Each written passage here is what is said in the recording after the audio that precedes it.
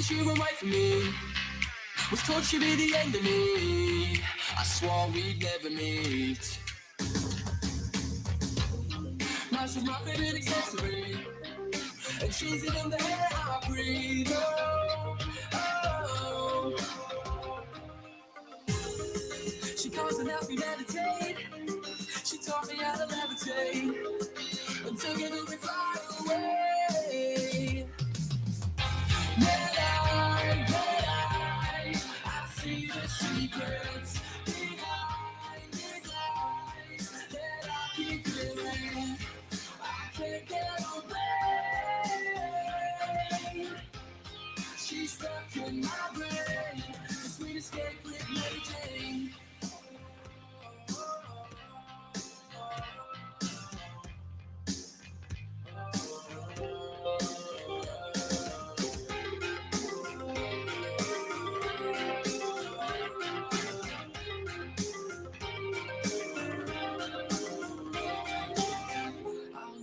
Get her to change her ways. It's simply the way she's made. Oh no, she'll never change. There's loads of things that I'd like to say, but she locks them inside my brain. Oh, she's like my own persona follower. I always see a lot of her. Some people say I gotta learn to be less of a polisher. It's only gonna make you a strong meshing up on my words, but they don't get that. She calls and helps me meditate. She taught me how to levitate. Now together we fly away. Yeah. Red eyes, I see the secrets behind these lies that I keep hearing. I can't get away. She's stuck in my brain. The sweet escape with Mary Jane. She comes and helps me meditate. She taught me how to levitate, and together we fly away. When me and Mary get away, I'm ready to celebrate anywhere and anywhere.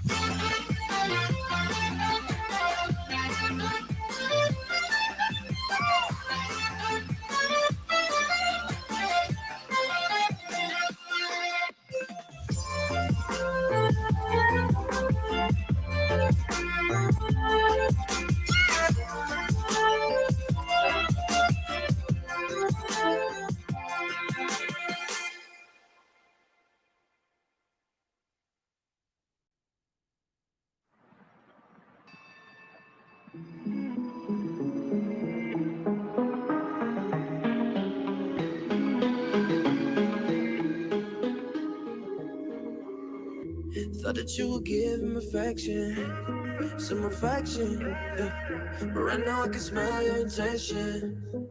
Your intention, yeah. You're trying to spill it on me, trying to place in your ego. Like my heart is just a trophy, but that ain't working on me. No. The more you lie to me, the faster I get bored. Don't say you love me, but to just get what you want. Just stop those empty words. I have been here before. And the more you lie to me, the faster I get bored.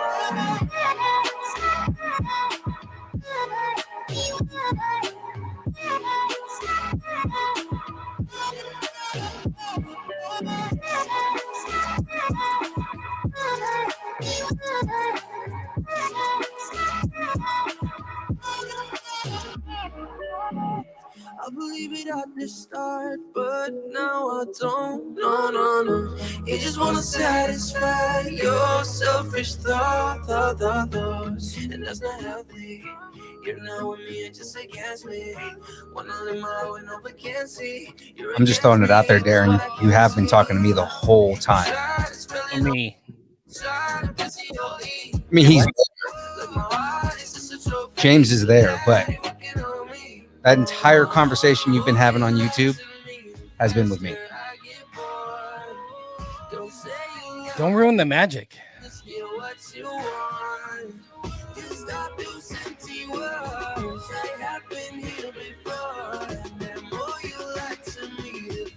Since when is James the other nerd? I've always been the other nerd. Are you kidding me?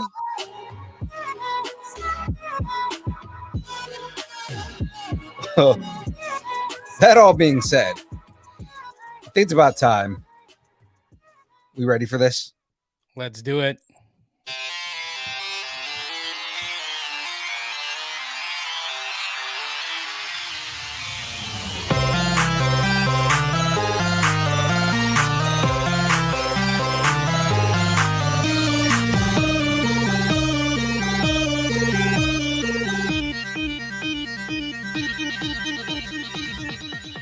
Distance nerding.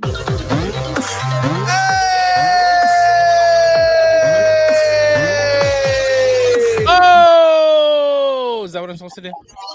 I know, right? You're the Mark Bernard, right? Yeah, I'm the Bernardin. Ladies and gentlemen,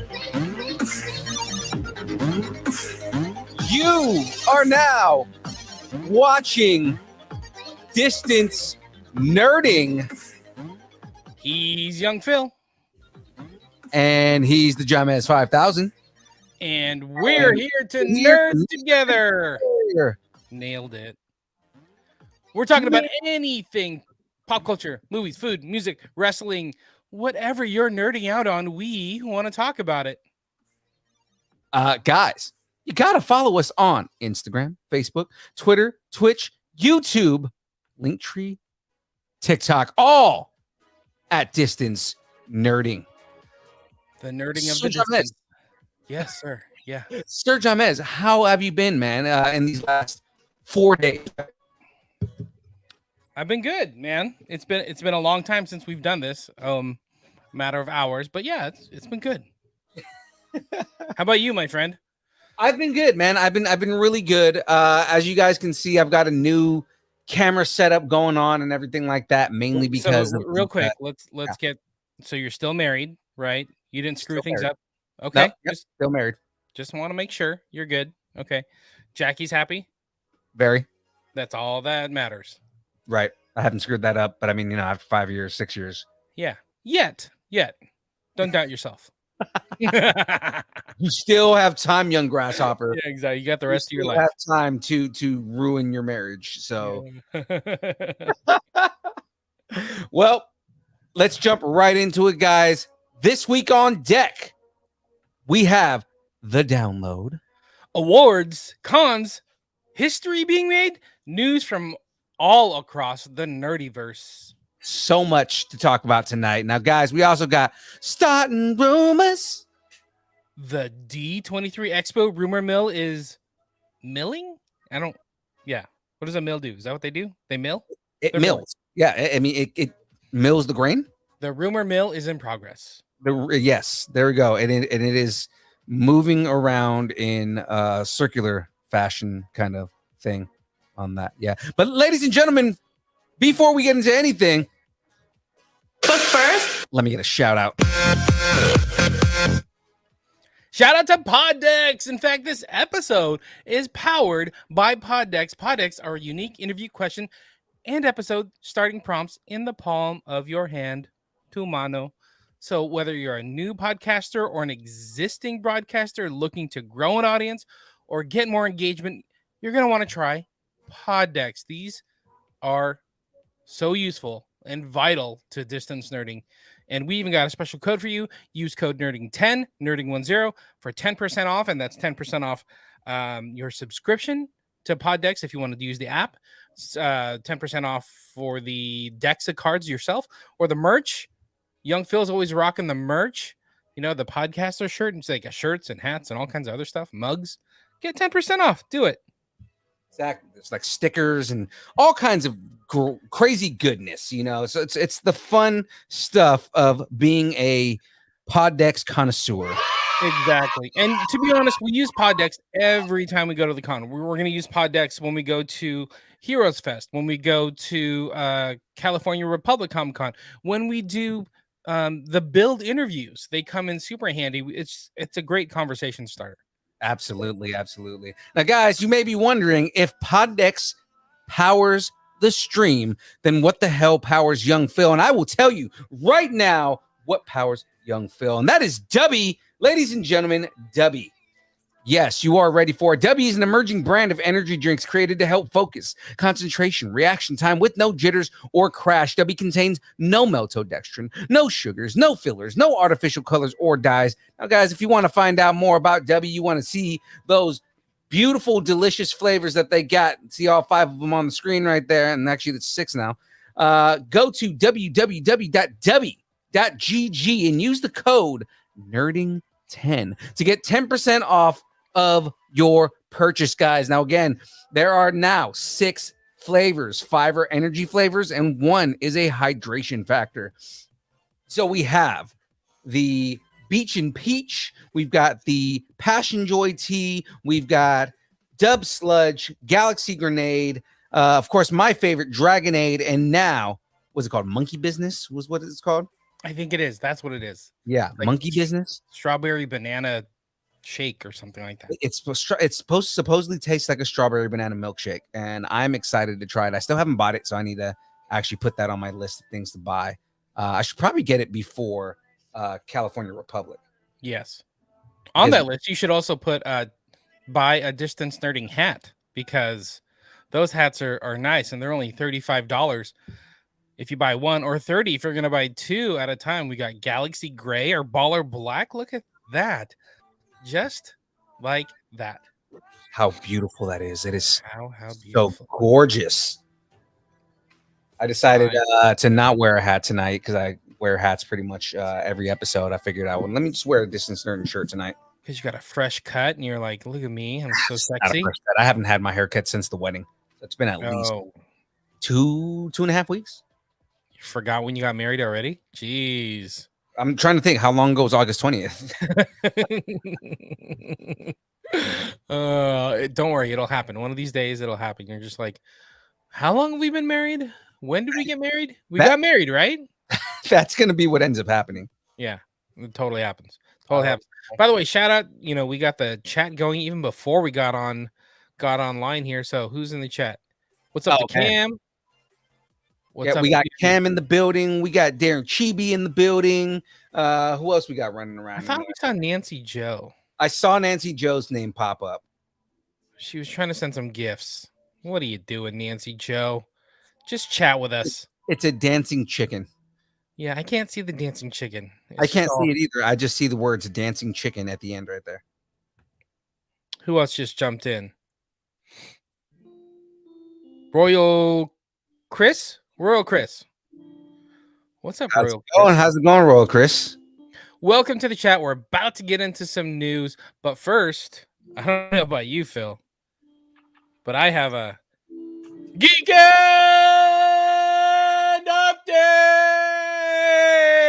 I stole your show. Oh man, that was good. You know what's funny is I anticipated you were going to do that too. So you saw the graphic on the screen, anyways. Perfect. I love it. Tag team. All right, Heroes Fest, September 17th, Fresno, California. It's gonna be amazing. So Heroes Fest is put on at Heroes Comics down in Fresno by Project Wish Upon a Star, one of our closest nerd friends. Project Wish Upon a Star. They do amazing stuff down there. They're a nonprofit organization helping kids achieve their dreams, like kids with cancer or other illnesses that can't get out and about. They're making their dreams come true. It's amazing. And now they're putting together Heroes Fest. So this is not just a con for all the nerds out there, but this is a con to support the kids, con to support Project Wish Upon a Star. So come out, make sure to support, buy their, I think they're going to have some food for sale and some raffles. I think some of the raffles are by Boxed Lunch. Shout out to Boxed Lunch. Yes, shout out to Boxed Lunch and Hot Topic, because they're like doing a little sponsorship and doing a bunch of like giveaway bags or like mystery bags is what they are. He always has fun sponsors, man. Like every time, between the very first show that they ever did was with Stan Lee. Mm-hmm. They had Sid Croft at LA Comic-Con this last year. Like, dude, they always have super fun people. George the Giant's going to be there this year.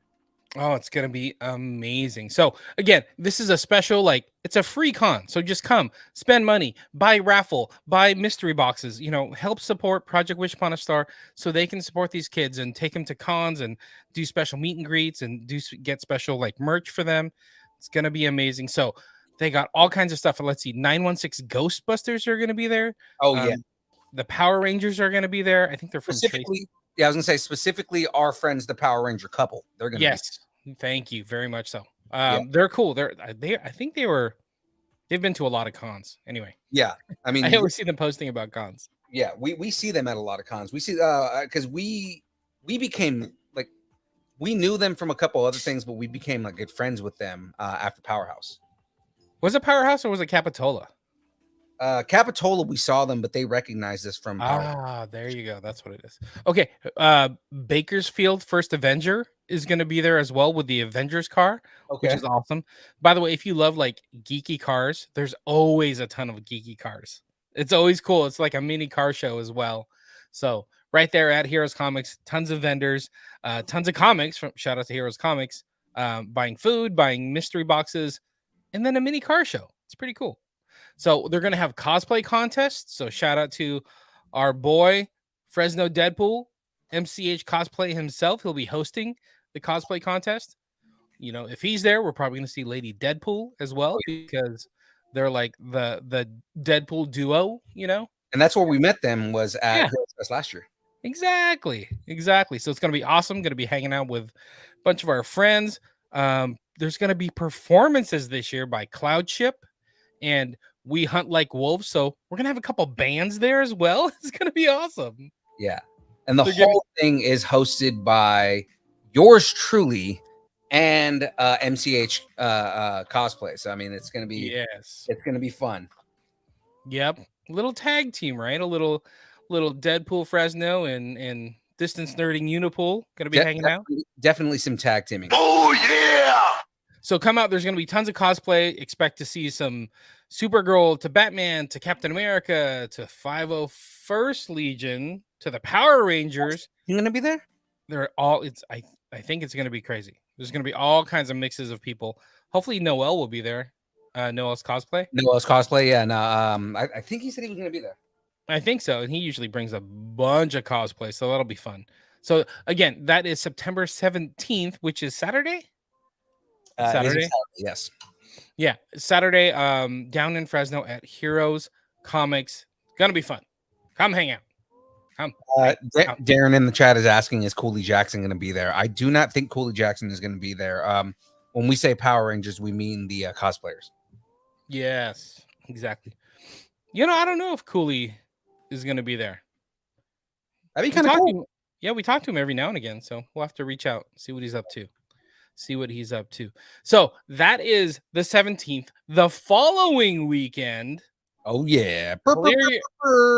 clear that calendar because California Republic Comic Con in Placerville, California, September 25th, right in our backyard. California Republic Comic Con in our backyard in Placerville. It's going to be amazing. It's put on by Colossus Girl. So shout out to Colossus Girl for bringing their cons. They have 6 cons that they do a year.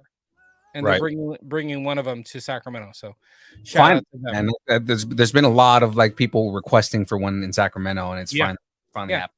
And they made it happen. I mean, shout out to Colossus Girl because they do Oregon, they do Idaho, they do Nevada, they do California, they do another Oregon show. So I mean, they didn't have to come to Sacramento. So shout out to them for bringing another awesome con to us. So this is going to be cool. So we got some amazing panels. They're just announcing them. So we got AJ Buckley, who's in CSI New York, and he's been in a bunch of other stuff, including Navy SEALs. I was gonna say he's most known for the show Navy SEALs. That's still going, right? Yeah. Mark Oliver, a voice actor. I think he played like Thundercracker in Transformers. In the G1, yeah. Yeah, and a bunch of other voiceover stuff. It's like if you get one voice acting gig, you're like you get a ton of voice acting gigs. For the most part, yes. That's once you start getting kind of like classic roles, you start kind of like cycling through them a lot. And then speaking of cosplay contest hosted by one of our favorite Deadpools, our favorite Deadpools. I'm gonna throw it out there. Yeah, Lady Deadpool Fresno and Fresno Deadpool are gonna be out there hosting the cosplay contest. Do you get to enter? Do we get to enter? I think we're probably going to be working it, but I mean, you know, I've made the rule that I don't enter at shows that we work at. Maybe just for fun. Maybe just steal the stage. That's what you do. I mean, I'll probably steal the stage. That'll probably and I'll probably like end up on stage and start like messing with people and stuff. But exactly. So again, September 25th, California Republic Comic Con. Tons of vendors, tons of artists. I think Luis Rivera is going to be there. Darren, can you confirm that? Darren, can you confirm you're going to be at California Republic Comic Con? He actually mentioned up here. So California Republic reached out to him and asked if he was going to be there. So his whole thing is he's been trying to get a ride. So you know he's trying to get from the San Jose area up to Placerville. Right. Hey man, there's trains, there's Ubers. Just make it happen. Planes and automobiles. Exactly. So September 25th, Placerville, California Republic Comic Con. It's going to be awesome. Come hang out with us. It'll be awesome. Hooray. Oh, was that supposed to hooray that? That was, yeah.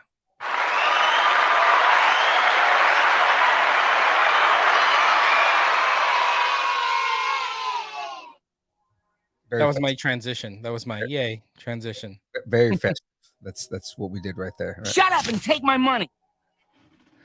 Okay. It's hot.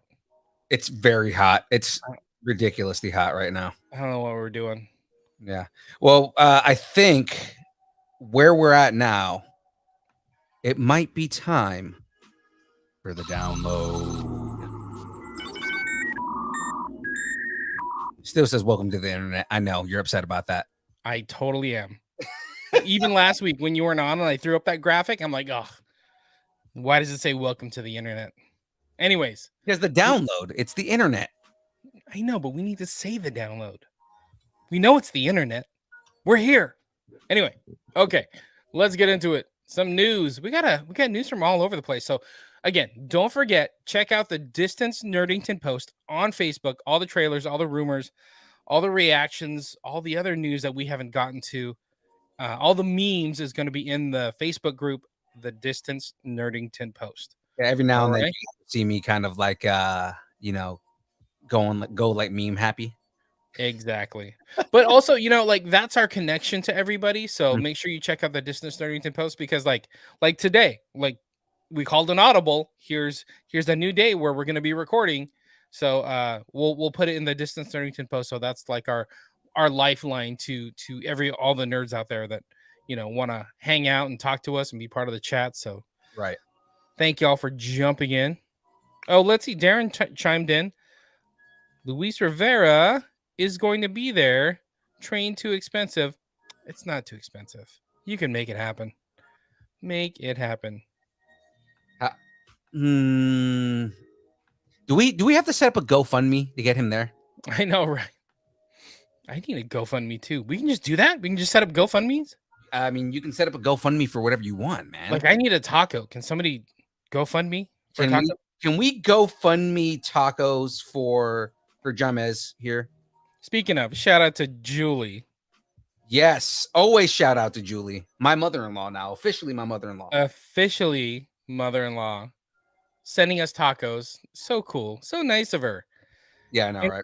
And but when we say tacos, she's not really sending tacos in the mail, which would be kind of interesting. Or is she? But like, you know, she's throwing some shekels here and there. I know, $5, right? $5, $10, 25, whatever. It's awesome that she's helping us out, you know, because really all we're doing is turning that money back into the podcast, back into the show, getting us to the different cons, getting us stickers, getting us shirts and hats and stuff that we can turn back to the nerds. So, you know, if you're feeling like it, if you're enjoying things, throw some shekels, buy some tacos. And the link is in our Instagram. Click the link in our Instagram profile, and it'll take you right to our Buy Us a Taco link. Hooray! linktr.ee/distance nerdy. Oh, yeah, you can do that too. You actually see it right there at the bottom of the screen right now. Oh, I'm not looking at the screen. I'm looking at the news. I'm telling the viewers, not you. Oh, I got it. Okay, let's get into the news. We got a bunch of news. Okay, Netflix is gonna start things off, and they're making history Again, one of the best shows to come out of Netflix, and I think we can all agree, Riot Games is League of Legends, the Arcane animated series that came out on Netflix. So good, man. So good. It followed the game in a way where like you got the lore, and it wasn't just like, hey, let's just throw all these random characters that everybody wants to see inside of the property. Like, you know, you got your characters, you got a lot of new characters that they confirmed are going to be showing up in the game eventually. But then like, yeah, I mean, it's really well done. You know, they focused on the story more than they did anything else.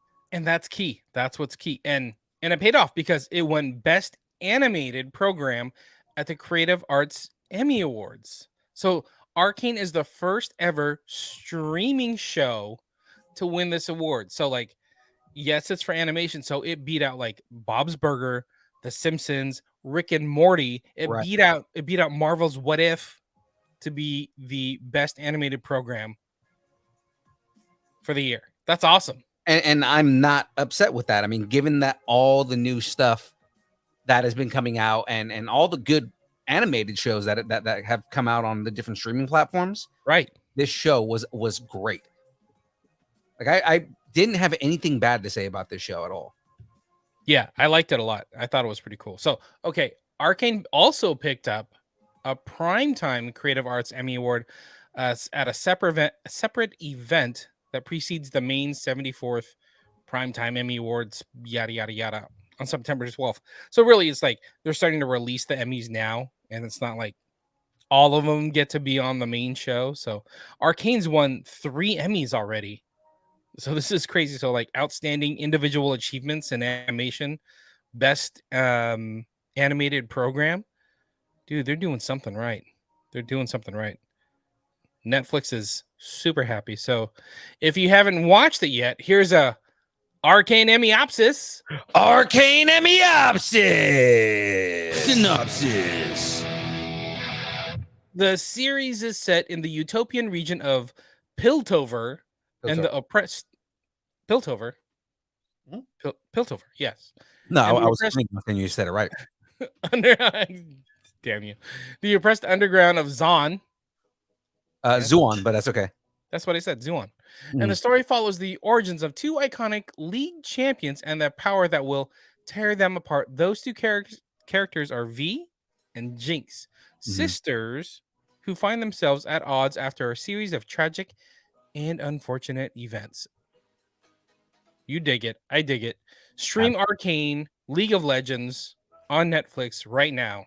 And like I was saying before, like, you know, you have V and Jinx. They're both in the game already. And then there's other characters who are in the game that you don't see in their capacity, like during like the way that they are in the tournament. You just kind of see them as characters. Mhm. And then there's a lot of characters that you see before they become their characters. Like, they go through like horrific transformations before they become the characters they become. Oh, kind of cool. I dig that. I Yeah. probably didn't catch all the characters that were like in the game. Well, I was gonna say, Like, how just familiar watching with the it show? are you? I haven't finished it, but I've watched a few episodes. But I don't know who's what. I'm saying the game. How familiar with the game are you? Oh, I'm not familiar with the game at all. Yeah. So I mean, like it's there's definitely a lot of Easter eggs for people who played the game. Mhm. But then there's a lot of like new stuff too, where it's, again, they're just kind of expanding on the backstories on these characters in a way that doesn't take away from their characters in the game. Oh, okay. I dig that. All right, let's keep going. So we did a Don't Cross the Stream segment last week, and here's one to add, courtesy of Disney Plus, even though it's not, I guess, on Disney Plus. It's weird.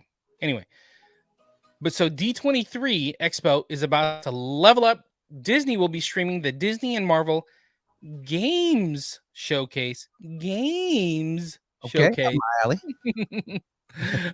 For D23. So that's kind of cool. You don't have to go to D23 to see this one. So this one's kind of cool that they're doing the Games Showcase. It's kind of online. like an E3 showcase, right? So it's like a lot of the new gaming showcases, rather than just being at the conventions, they're starting to do them in a way where like everybody can check them out. So I think this is just going along that same line, Got it. Hey, this one's for Darren in the chat. Oh boy, a Disney Plus gaming abscess. Oh boy, a Disney Plus gaming abscess. Synopsis. The digital showcase will feature incredible new content from Disney and Pixar games, Marvel games, Lucas games, and 20th Century games. In addition to all new announcements, fans can expect new reveals from titles including Disney Dreamlight Valley, Marvel's Midnight Suns. We're going to talk more about that later. Ooh.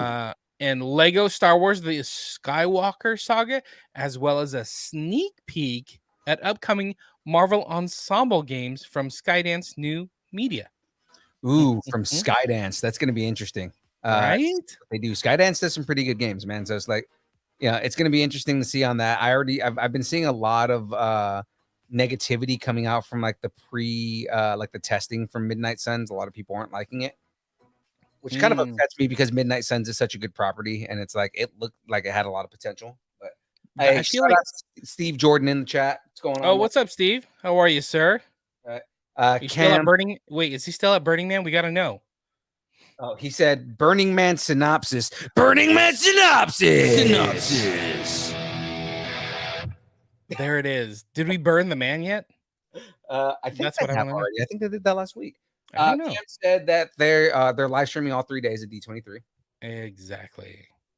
But it's gonna be cool. Let's do it. So Disney and Marvel Game Showcase will be live streamed on D23 Expo on a bunch of different platforms. So D23expo.com, at D23 on YouTube, Twitter, Facebook, Disney on YouTube, Twitter, Facebook, Marvel Entertainment on YouTube, Twitter, Twitch, and Facebook.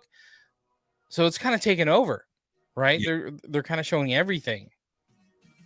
So I'm down with this. So Disney is streaming Disney and Marvel Game Showcase to fans worldwide on Friday, September 9th. What time is that? 1 p.m. Pacific time, 4 p.m. Eastern time, if you're like Steven on the East Coast. Right. Steve said, yep, he got burnt on Sunday. Good for you. Wait, what? He got burned? No, the Burning Man was burnt on Sunday. Oh, that makes sense. I thought he got burnt. I'm like, story time. Okay. Just to answer Jaren Chibi's question. So, no, Darren, League of Legends. I just dropped all of my W all over me. All right. So he's wet. Yeah, League of Legends is not similar to Cyberpunk. Cyberpunk is a completely different game, man. Cyberpunk is more two different games. Please clean yourself up. Yeah. Go get a napkin. I will return. Go get a towel. Go get a shop vac. Oh, look at that. Oh, nice. Nice camera angle. We can see your wet pants. That's great. What is that? You just had a towel under there? Oh, this is getting weird. This is getting super weird watching you rub your pants. He is not happy right now. All right, nerds, he is not happy. But we're going to keep things going because onto Amazon making history news. I don't know if you guys have watched this. So Darren, I don't know if you've got Amazon Prime or Steve, if you got Amazon Prime. Cam, I think you have Amazon Prime. But Lord of the Rings, The Rings of Power is huge. So Amazon Prime revealed that Lord of the Rings, Ring of Power, biggest premiere for their streaming service ever. So this is the biggest show, the biggest premiere they've ever had. So bigger than Expanse, which kind of gave us Amazon Prime Video, bigger than any other show, bigger than The Boys, which makes sense. Boys didn't really catch on until later on. But 25 million viewers watched Lord of the Rings, The Rings of Power. So 2 episodes dropped on the first day. Was that the first or something like that? But wet and sticky. Okay, just on a normal day, just you're wet and sticky no matter what. Yeah. I was just telling everybody that 25 million viewers watched Lord of the Rings, Rings of Power, biggest debut ever for Amazon Prime. So, needless to say, this show is a hit. Oh yeah, absolutely. Huge. I just started watching the first episode finally today. Mm-hmm. I didn't really have time to get through the whole thing, but I mean, so far the production value is ridiculous, man. Dude, I mean, they released 2 episodes, so we got like a movie's worth of content already. So it's awesome. But I have what's a Harfoot, and is that really Gandalfopsis? Jesus Christ, man. What's a Harfoot, and is that really Gandalfopsis? And your pants are wet. Oh, yeah. The series is based on the appendices from J.R.R. Tolkien's The Lord of the Rings books, and the story is set in the Second Age of Middle-earth, thousands of years before the events of J.R.R. Tolkien's The Hobbit and Lord of the Rings, and it will take viewers back to an era in which great powers were forged, kingdoms rose to glory and fell to ruin, unlikely heroes were tested, hope hung by the finest of threads, and the greatest villain that ever flowed from Tolkien's pen threatened to cover all of the world in darkness. Dude, I thought it was cool. Like, you get Sauron within like the first 10 minutes of it. Dude, I think it was. Shout out to Bex. What's up, Bex? I was just gonna say that, but yeah. Oh, that's right. They released the first 2 in theaters. That must have been fun to watch. Oh, I should have done that. That would have been fun. But I was gonna say Sauron. I love how they flipped the script and they're like, hey, yeah, there's just this one dude, Sauron. Sauron went from like the biggest bad in Lord of the Rings to like a mini boss. You know, in Kind of did, because they start off with his master. Yeah, exactly.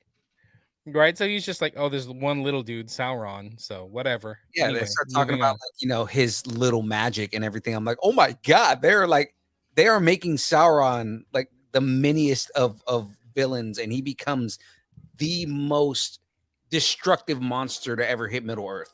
Exactly. Exactly. So the 8 episodes. Oh, there's only 8 episodes. 8-episode series will run now until October 14th on Amazon Prime. I'm digging that show. I like it a lot. Yeah, like I said, I didn't stop watching it because I didn't want to keep watching it. It was more just time. I was like, oh, I gotta go start getting the show ready. Stupid show. Bex, thanks for jumping in. What is Steve saying? He said, I got a free mic for a computer from someone at Burning Man so I can work my lives better. Please tell me you disinfected that mic. I just, Yeah, that mic might have COVID, man. Yeah, COVID would be the least of the problems coming out of Burning Man. You know what I'm saying? Yeah. I'm just saying. Anyway, on to some Snoochie Boochies news. Snoochie Boochies! Kevin Smith and Mark Bernardin are working on a television project, but they aren't sharing details just quite yet. I think it's interesting. I'm interested in this. So everything during a work on is great though. Like, I mean, like they worked on Obviously the He-Man show together, but then Mhm. like every time Mark gets a new job, it's usually something that Kev is like super into. Right. And when Right. they work together, it's always something like super, super like cool. So I mean, I'm Like a excited. podcast, like a Fat Man Beyond podcast. Well, I'm still waiting on them to do either the $1 Million Man, which I know they've said for years that they want to do a remake of, or just like a reboot of Mhm. the Million Mhm. Dollar Man. Or Kev has been talking for years about redoing. It'll come to me. Let's keep going. Okay. All right. So during a recent episode of Fat Man Beyond, the podcast, which is like usually like 3 hours long, it's crazy. Mhm. Um, him and Bernard revealed that they're working on a project together, and Bernard said this will win Kevin an Emmy. So what that tells us is it's not like a theatrical film, because if it was a theatrical film, we talk Oscars, right? Right. So an Emmy is for television. So obviously this is something for television. We don't know where, what network or what streaming service or what it may be, but it's coming to your TV set. Do we still have TV sets? I can't. I mean, I guess they're technically, TV my sets. TV is a TV set, so Yeah. So let's see, what did Bernardin say? It was the thing that was supposed to win Kevin an Oscar, but now it seems like it will win Kevin an Emmy. It might win all of the Emmys. So maybe this was supposed to be a movie, but they're just like, you know what? Let's make this long form. Let's turn this into a series. So okay. So it's further pushing that it's what I think it is, but I gotta find the name. okay, okay. So and by the way, this is in no relation that we know of to like the View Askew universe. So like Mallrats, Clerks, Chasing Amy. Yeah, Right. all those movies. Buckaroo Banzai. Oh, I do remember them talking about that. He's been saying for years that he wants to do a Yeah. new Buckaroo Banzai, and I know that Bernardin is super into it. And I remember that he wrote a treatment for a movie a while back, and it got like not crushed, but they just didn't want to do it. Mm, it And just I wasn't the right know time. right, and I know Mark's been saying for years that he read the script and it was amazing, and it was going to be the best work that Kevin ever did. So I It have a could be feeling that that. it might be Buckaroo Banzai, dude. Throw it out there. I like that. That's good. Buckaroo Banzai. I'll, But I I'll was ask gonna on October 1st when I see him. there you go. Are you going to the show here in Sacramento? Yeah, Jackie got his tickets. I'm so excited. Wow. Oh, she got all of us tickets. Oh, I love you, Jackie. Thank you so I much. really wish that she got you tickets too, I but mean, she Jackie, I mean, I feel like I'm part of the family. Like I've been there. she knows my obsession with Kev, and she got me tickets to go see him. So I'm like, I'm super. She knows about our obsession with Kevin. I mean, I bought you for your birthday. I got you that autographed Funko Pop. So obviously we're both fans. You know what's So funny is I bring that up all the time that James got me this for my birthday, and it's like probably one of my most cherished gifts. I know. I know. I You know, know. I See? have a signed movies golden calf. Like, like that's it's a big deal. I know it's gonna be awesome. I'm just teasing though, even though I'm not teasing. Darren in the chat is asking about some Ryan Reynolds news. You're getting ahead of us, man. You're getting ahead of We'll us, get there. but you're also behind us because we talked about Ryan Reynolds last week, and in Welcome to Wrexham, the new show on what is it, FX, Yes. and Hulu, right? And I finished watching it because the rest of the series came out, and it's I'm sad that it ended where it did. Especially when I looked up the Wikipedia on where Wrexham is gone, and Uh-huh. I'm saddened, and I hope Is that it only like 4 episodes or something? it's only 4 episodes because it was all like their stuff from last year. Mm-hmm. And Yeah, 2021. I looked up the ending of the last season that they played, and they lost in the semifinals. Oh, so sad. But So sad. they got there. They're almost to the promised land. I really like that show. So, Mhm. by the way, Welcome to Wrexham, Darren. It's Ryan Reynolds and Rob McElhenney. McElhenney. McKellen Henny, yes. McKellen, yes. From It's Always Sunny in Philadelphia. They bought a football club in England, or in Wales, I should say. Yeah. And it's kind of gone from like one of the better teams, and then slowly been dropping and dropping and dropping in leagues. And so they bought it to try to restore it back to like greatness. So it was like them buying it. It was kind of a mini documentary reality show. It was really fun. It was really fun. I honestly right now I kind of want like a Wrexham shirt, Yeah. or like a scarf. Probably not a scarf because it's 112 degrees outside right now. I don't need a scarf in Sacramento. I would probably get a jersey if anything. Yeah, exactly.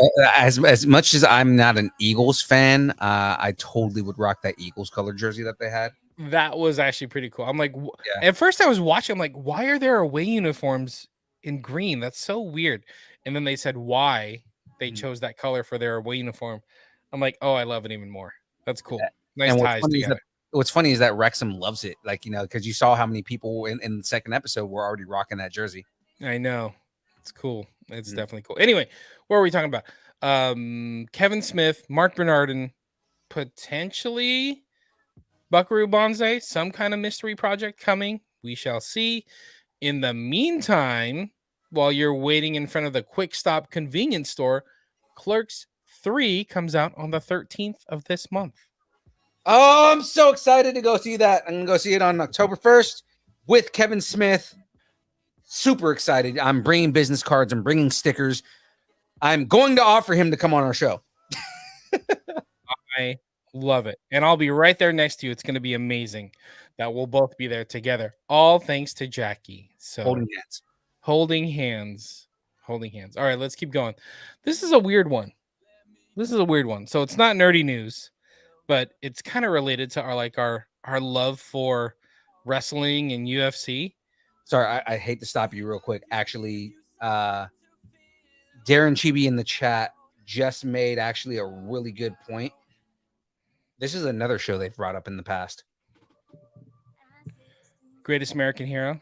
Yes, that was a good show. That was a good show. That would be another good remake if Kev was working on that. That's something that he has brought up in the past, that he would like to do another Greatest American Hero.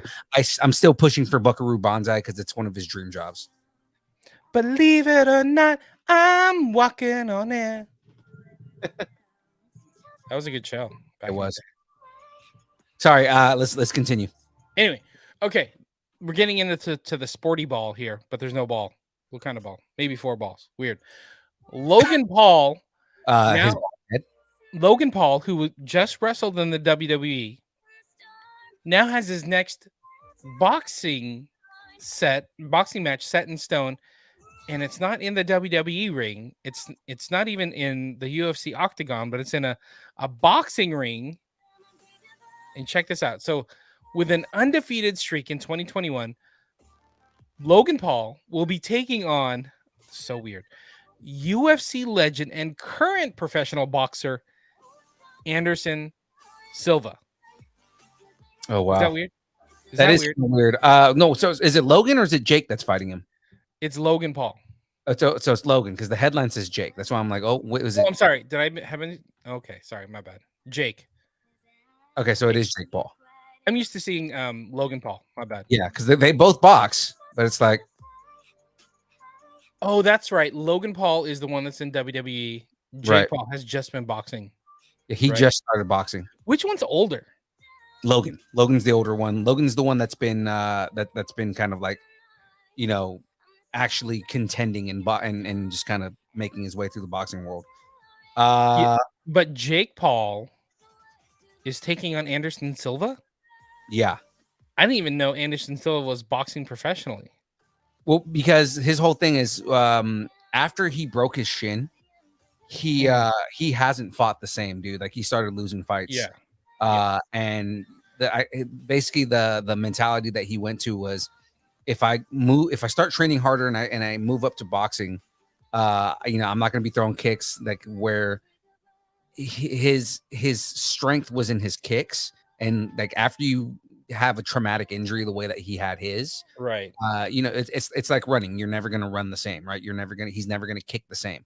So take out the kicks and focus on your upper body and your stamina, and he can be a boxer, right? So now he's fighting. I believe it's catch weight.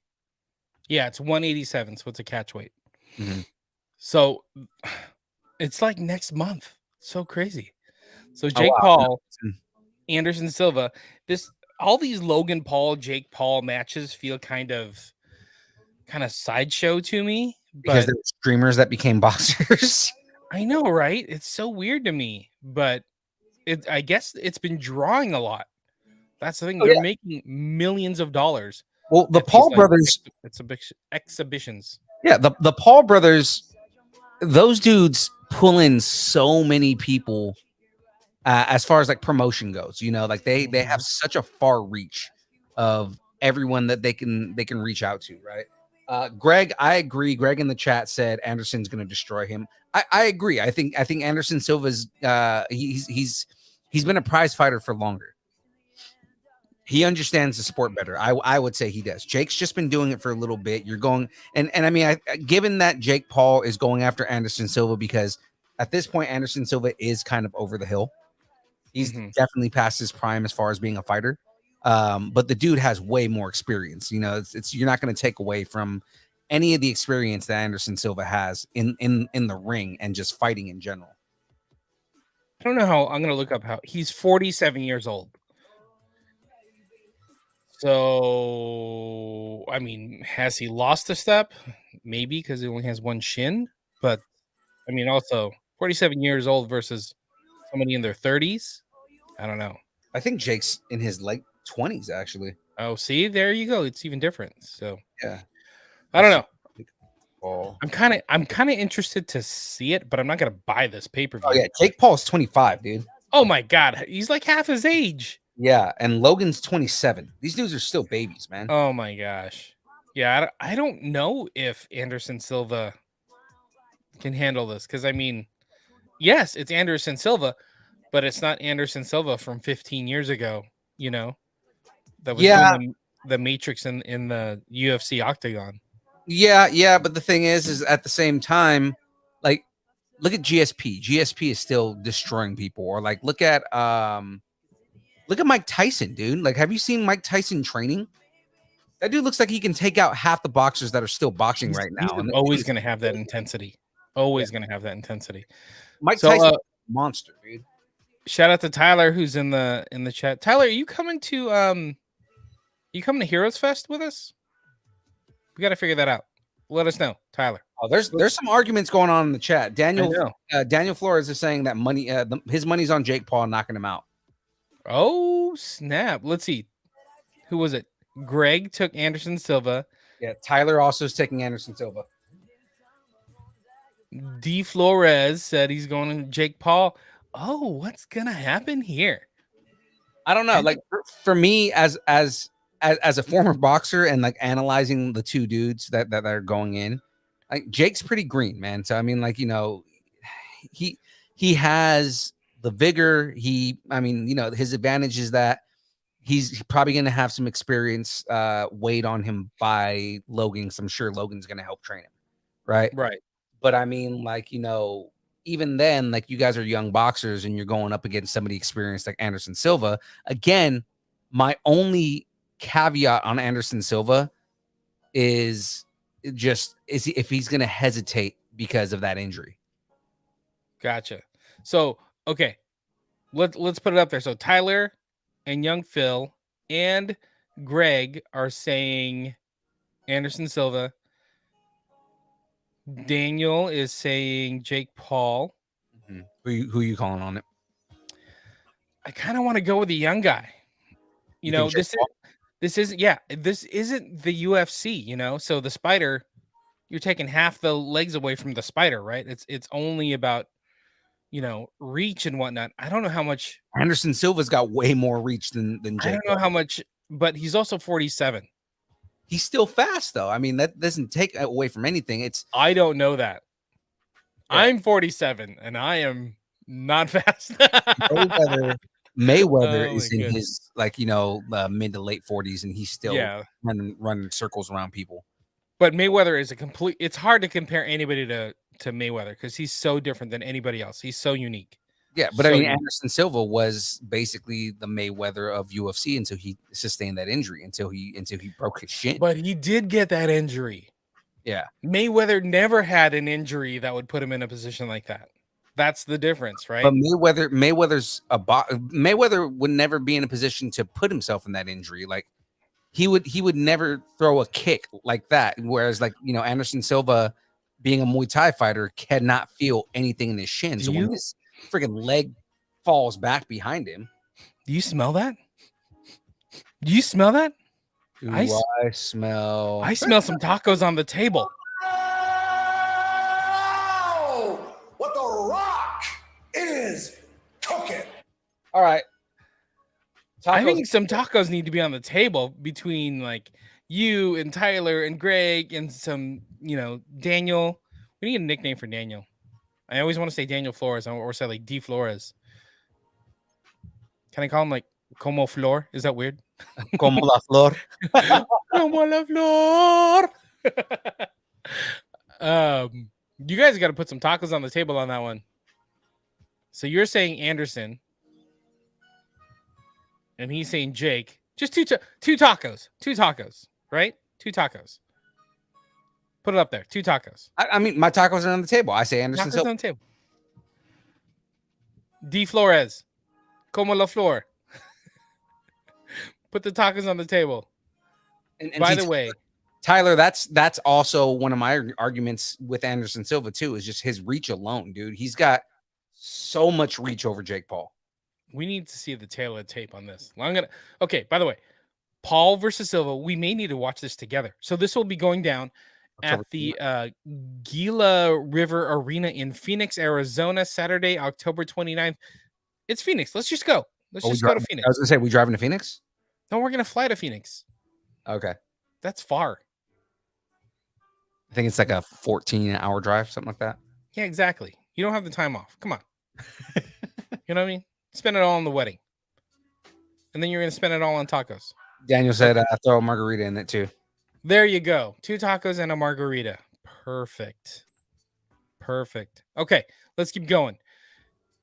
In time to play the game news. Time to play the game. So Triple H took over as both WWE's head of creative and head of talent relations back in like July, like when Vince McMahon was going through all this stuff. But he just got a new title.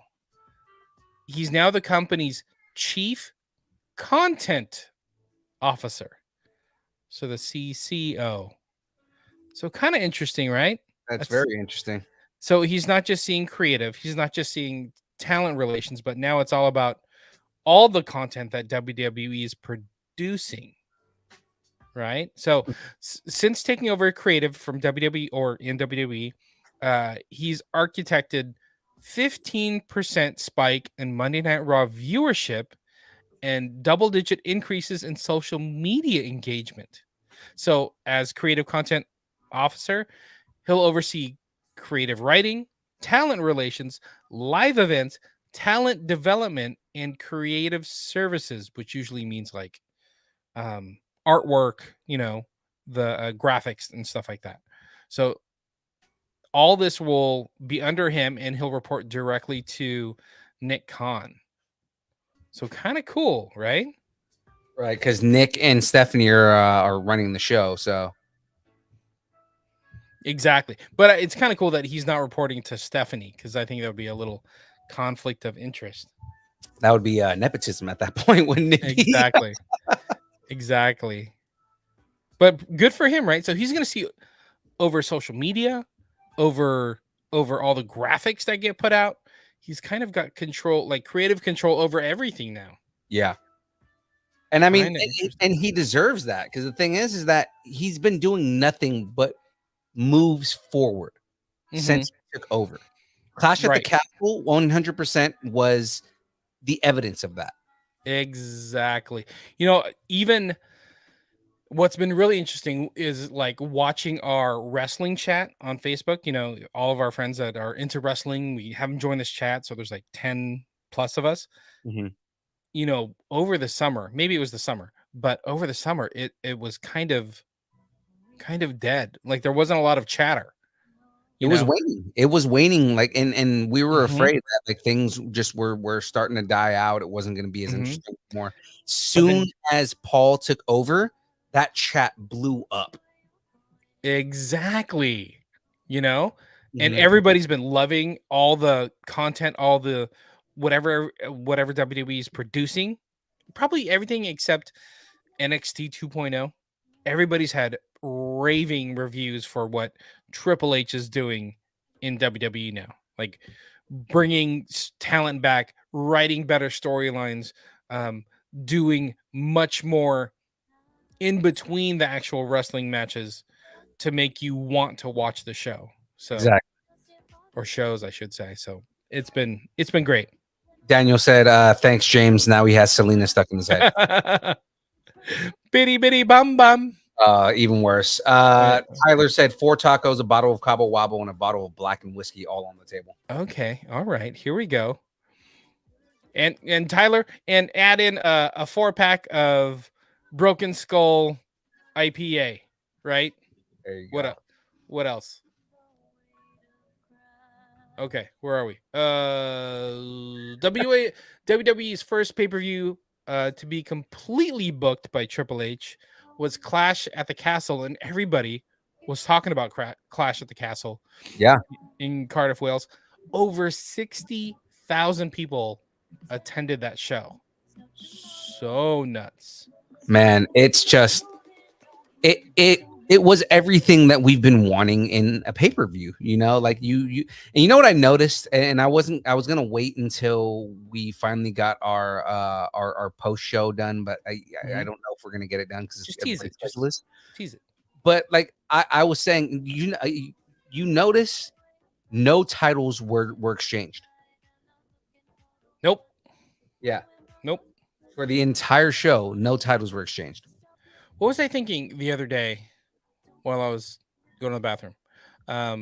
The tag titles weren't defended, were they? No. No, they weren't. Yeah, because they couldn't go to they couldn't fly. Right. The passport issues. But the show was still amazing. It was still such a good show that I didn't even like think of that until after the show was done. But anyway, company's next pay-per-view is Extreme Rules on October 8th, so we're about a month away. So, if you haven't been watching wrestling, you want to start watching wrestling again, now's a good time. We're about a month away. Ramp into the event. It'll be awesome. Oh, we're not going to be able to watch it because we're going to be doing a show that day. Oh, it's at night though. So that's Anna Medford, dude. I know, but it's done. Anna Medford's done by 6. Maybe it'll be showing you at a bar in Grants Pass, Oregon. I know. Maybe right? we'll go to Nancy Joe's house and she'll buy the pay-per-view for us and feed us tacos. I'm just saying. Throwing it out there. And then I just going back on this. So the events on Monday make me excited for Friday, for SmackDown on Friday. Because I think the thing that I've been calling since the rumors that this individual was coming back and him saying that he's going to go and tear down SmackDown on Friday. He's going after Roman, dude. And just because that is the best storyline that they can do right now. I think they're going to protect Roman, but also take those titles off him by throwing so many people at him that he's just going to falter. Like there's just going to be too many people. It's going to be Drew. It's going to be, Braun. It's going to be maybe Brock comes back. It's going to be KO, maybe make a run for it. But it's going to be so many people. It's just going to overwhelm him one of these days. Dude, I just want to see, like I said, like I think him and Braun Strowman, best booking that they can do right now, because right now they're very stagnant on who can go up against Roman. And it's just, they're kind of just throwing the same dudes at him. Like you book Roman and Braun together, and like put them in non-title matches and have Braun beat the living crap out of Roman. Right. Yeah. The idea being like you're seeing the chink in the chain start to break, right? Like Roman's just like I dominate everybody, and Braun comes in and just starts dominating. right? Like that's what I want to see. I want to see Roman start having like his faith in himself start shaking because of Braun Strowman, and then you get to the title match and Roman wins.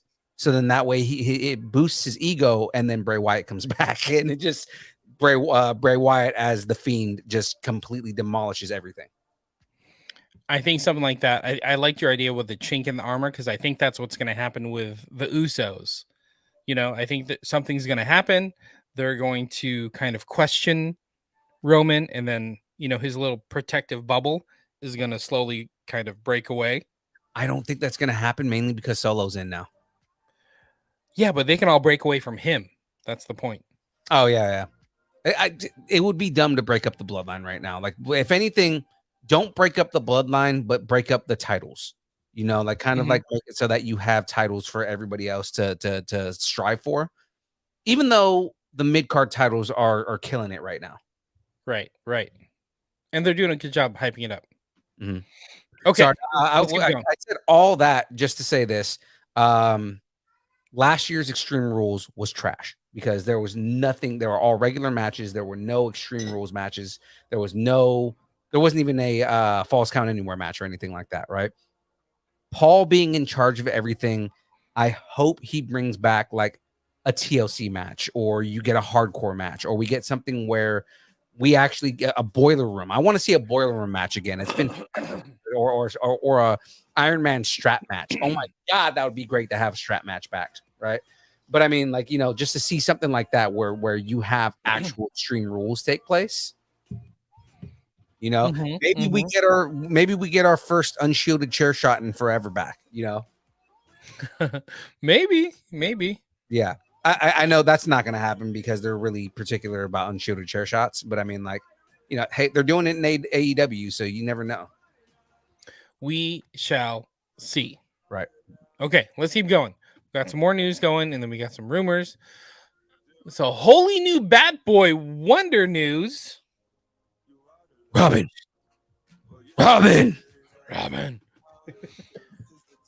So, designed for the unique world of Sean Gordon Murphy's Batman White Knight. So, we're getting a new Robin. It's kind of fun the way that this played out. So, let me go through this. It's kind of a weird batopsis, but okay. It's a weird batopsis. Weird batopsis. Synopsis. I didn't know if you wanted me to actually do it. In Batman Beyond the White Knight, the Dark Knight isn't getting any younger. Barbara Gordon asks Dick Grayson's partner, Duke Thomas, to don some Robin armor in the hopes of getting the stolen Batman suit back from Terry McGinnis, and gives fans their first look at a costume that Murphy has previously revealed on Twitter. So basically, we're getting a new Robin. It's going to be Duke Thomas. He's like a man, so it's not like a little boy. Right. He's Robin. Also the first Black Robin. Exactly. So Sean Gordon said he's been waiting for this for 10 years, but this is what I thought was interesting. So this is from Sean Gordon, the creator of White Knight or Beyond the White Knight. Back in 2014, he drew Detective Comics number 27. And I guess they did a flash forward because Robin could be anyone, like doing the flash forward. He made him African-American, and he posted it to Twitter without checking with anybody at DC.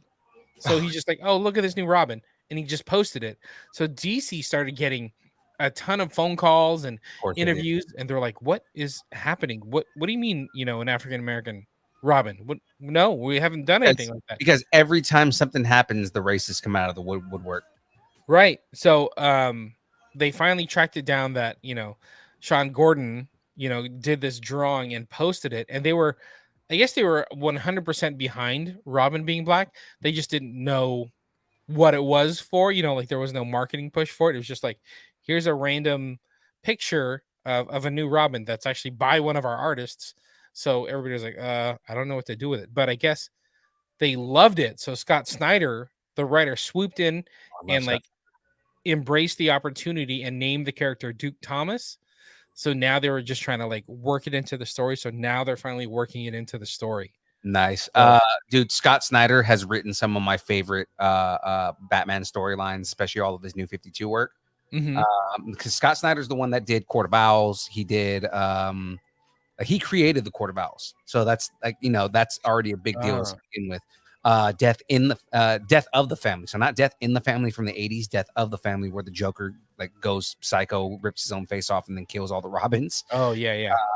And then Death of Batman, which is like when they reset the universe again.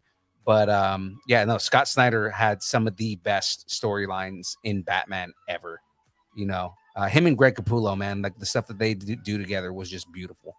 I thought it was kind of cool that he like didn't ask DC and just threw it out there and everybody loved it. It kind of reminded me of the whole Miles Morales situation. Well, I mean, Duke Thomas is a badass character, dude. Like if you look, like, I mean, we have a picture in our thing, but I mean, like, you look at just the different things. I've actually never seen him because they've been grooming him to be Batman, and it's like I've never seen him in a Robin costume, and he looks so dope in the Robin costume, dude. Yeah, it looks really cool. I guess so. Duke Thomas became what, the Signal? Is that what his moniker was? Yeah. But yeah, you're right. He's like a Luke Cage type character. Yeah, he's sick, man. Like he just. I've always been a big fan of Tim Drake. Like basically, he's like a black version of Tim Drake, where like he's super acrobatic. He's also like kind of ripped, and he's just like a beast with the staff. So it's like, Duke Thomas he's a really interesting character. Yeah, that's cool. So I guess the run of Beyond the White Knight is starting now. So, but Duke Thomas, so finally Beyond the White Knight number 4, which has Duke Thomas in the suit, in the Robin suit, will hit shelves March 2023. But I think that's number 4, so I think it's starting in December. Okay. I don't know if you saw in our chat. Speaking of comic books that like I've been working my way onto and trying to get forever. Shout out to friend of the show, Travis. Travis that we met at Gem State Comic Con. Yeah, Travis Knott. He got me the first 4 issues of Ronin. Last Ronin. Last Ronin? Yeah, Last Ronin. All first runs. That was really cool because I saw his message and he was like, "Hey, we haven't talked in months, but I finally put them together, and I have them all right here. Are you interested?" And I'm like, "Dude, that's so cool," because it's been, I don't know, a long ass time since we saw him or met him. It's March of this year. So I mean, like, he's like, I haven't forgotten about you. I found the first 4 issues. He couldn't find the 5th issue, but like he was like, I found the first 4 issues. They're all first runs. They're all in good condition. He was basically saying if I want to JSA them, I got to do them myself, which I'm fine. But basically, because they're not JSA certified, he got them for me at like a really affordable price. Yeah. Get them certified yourself. I'm going to. Like, that's the whole thing, is if they're mint condition first runs, I'm going to get those things JSA certified. Exactly. And you're going to save a ton of money, because if you pay for the certified versions, it's like 10 times more. But then if I certify them myself, then once they go up on the run, they're worth that much more. Because like I want to get the 5th issue now. If you can get me a first run 5th issue, and then I want to get the graphic novel that has all 5 of them in them, so then I can read it in the graphic novel. But then I have first runs. Yeah, then you can always read it. Yeah. So I'm super excited to get those. I actually think those came in the mail today, and I haven't checked the mail yet. They're sitting out there in like 100-degree weather. How dare you? I know. I was gonna go grab them before the show, and I forgot. with your wet ass pants. Now, I'm gonna. Oh, sorry. Go ahead. I'm gonna say shout out to Travis, and I'm gonna put his Instagram in the chat so everybody can link to his Instagram. Super cool dude. What did we had, like, hung out? We had like breakfast or dinner with him or something like that. We had breakfast with them. Yeah, him and all his whole crew that were selling comics at the show. They were great. So shout out to Travis. I think they're from Oregon or Washington or something. No, they're from Oregon. Because they do. What was the other show that they associate with? I think it was like Lake City. or something city. Yeah. I think it was like Lake City Comic Con is what it was. Mhm. But yeah, super cool people. Super cool to have like comic book buds. So that's cool. If you have comic book needs, go hit up Travis. Tell him Distance Nerding sent you. All right, let's keep going. We're almost done. We're almost done. We got like 3 more news articles. So on the gaming news, let's go back to 2077. Does that make sense? I guess it does. So CD Projekt Red officially announced Cyberpunk 2077 DLC, and it's going to be called Cyberpunk 2077 Phantom Liberty. Yes. Are you excited for this? I am, dude. So if you guys didn't catch it on Monday, because we didn't have the show since we officially moved the show to Thursday, And it was Labor Day.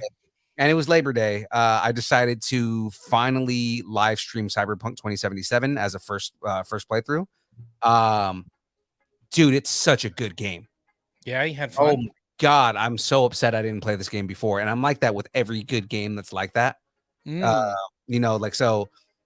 I mean, I'm also happy that I waited because you know, they did all the updates and everything, and they finally got the last patch in. So I started playing it with the last patch. There's no glitches or anything in the game or anything. But it's like, yeah, dude, it's so good, man. Like the gameplay, the storyline, the world building. There was a new follower on the stream itself that you know, he shout outs to Kev. That was his name. Shout outs to Kevin Doge. He walked me through a bunch of stuff. And that's awesome. yeah, and it was cool because I put one of the tags that I put in there is backseat gaming approved. So basically, like if you want to get in chat and like tell me how to do something or anything like that. So he walked me through something, and he was like, you know, I did like a really, really hard mission that he was like, I couldn't do this until I was higher. So kudos to you for being able to do it. Oh, that's cool. That's fun. He's like your own little cheat code. That's awesome. Right. All right, so I guess the DLC expands on the Night City area where players grew accustomed in the base game, and it's gotten one of the first trailers now to tease some of what's involved. So the official teaser came out for it, and I do have a Cyberopsis Synopsis. Get ready for Phantom Liberty, a spy thriller expansion. Spy thriller, interesting. Okay. For Cyberpunk 2077, set in an all-new district of Night City. A preview of the DLC said, coming in 2023 to PC, PlayStation 5, Xbox Series X, S, and Stadia. Stadia is Google's play system. Gotcha. So you're excited. You're into this. Oh yeah, man. I was explaining while I was playing the game to the people who were watching. Night City is basically you know, in 2077, this whole thing, like the entire Bay Area becomes one big city. Which it kind of feels like it is sometimes. Right. Yeah. But then they basically, instead of it being like different cities, like from, I want to say it's from like San Jose all the way up to like Santa Rosa. It becomes like one big city, and it's called Night City. Oh, okay, cool. Right. Sounds interesting. Yeah. Or like, I guess the whole area is called Pacifica now. Of course, it would be Pacifica, like the smallest place in the Bay Area, right? It takes over. It becomes Pacifica, and it's, dude, it's dope, man. Just the way that the game is. It's basically what's a trip is the majority of the characters that you meet, or at least that I've met so far, have either been Japanese or Mexican, which kind of tracks for San Francisco. Yeah, it's not bad. All right, got it. That's cool. It's so weird, like that crunch culture thing. There'd be such a different stigma around this game if they just waited. Yeah, it's such like the horror story of like today's gaming.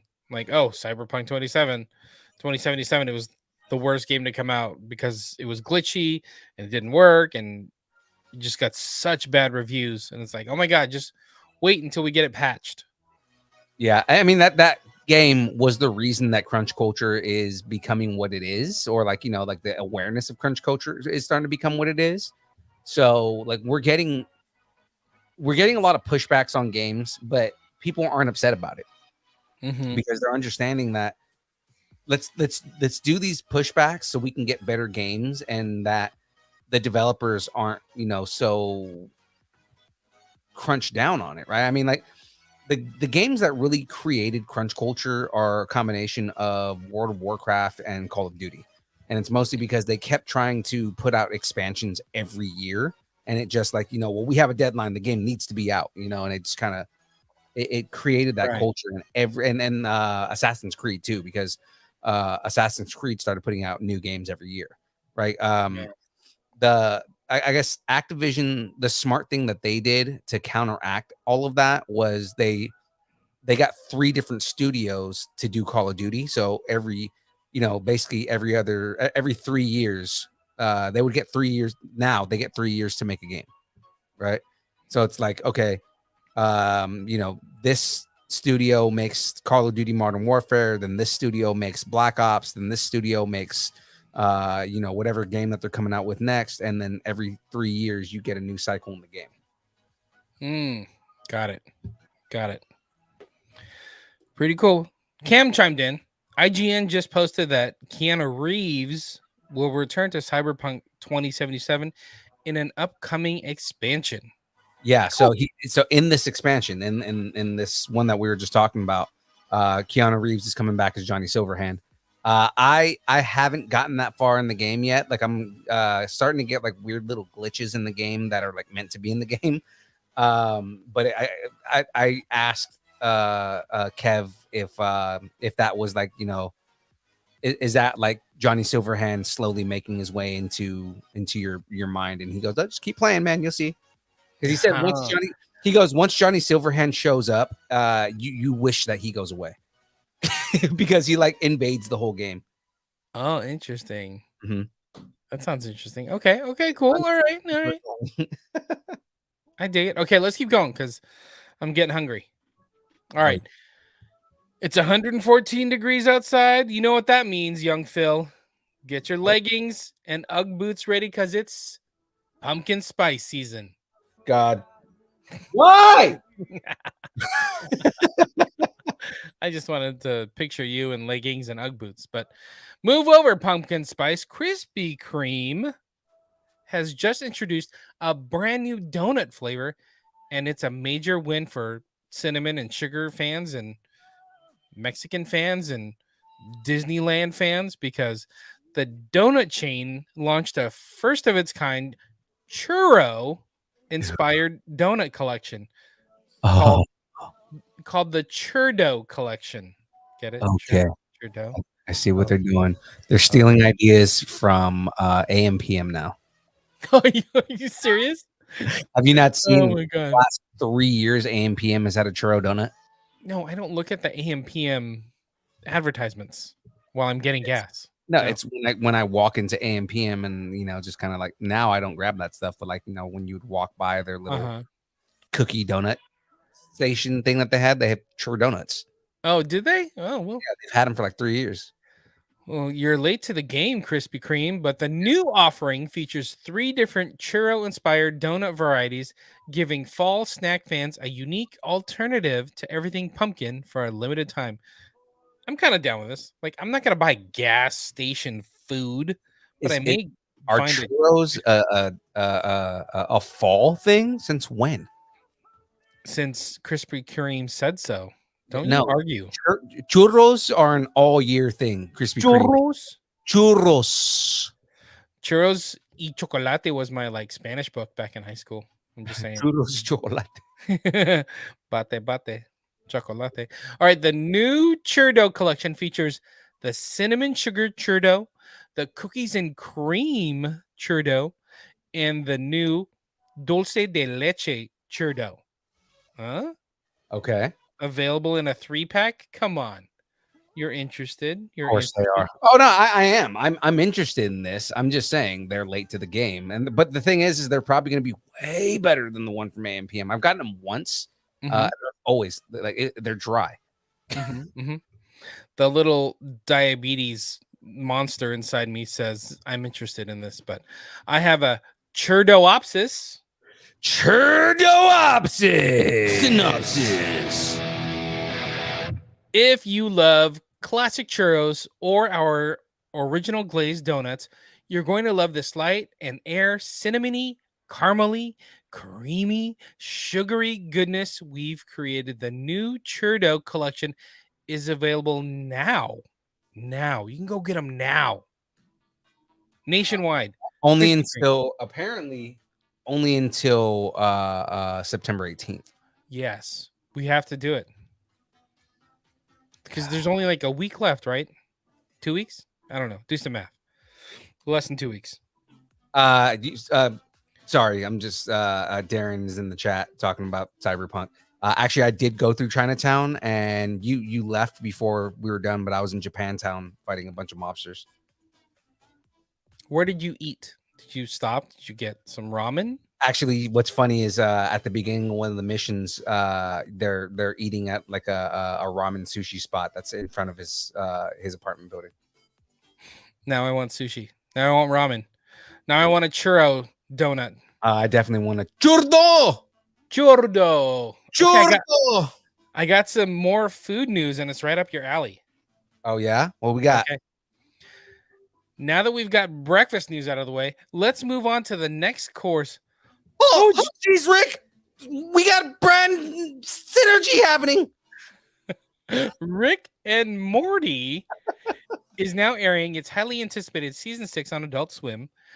And to celebrate the series, it's teaming with Wendy's again for a new collaboration of limited edition drink flavors and combo meals that you can get exclusively through Uber Eats.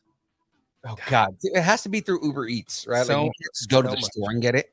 So much branding. Like there's like 9 different brands going on right here. So the first are the new drink flavors: Portal, Time, Lemon Lime, Okay.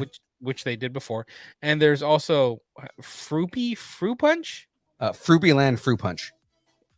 Apparently, you're familiar with Fruity Land. We gotta go to Fruity Land.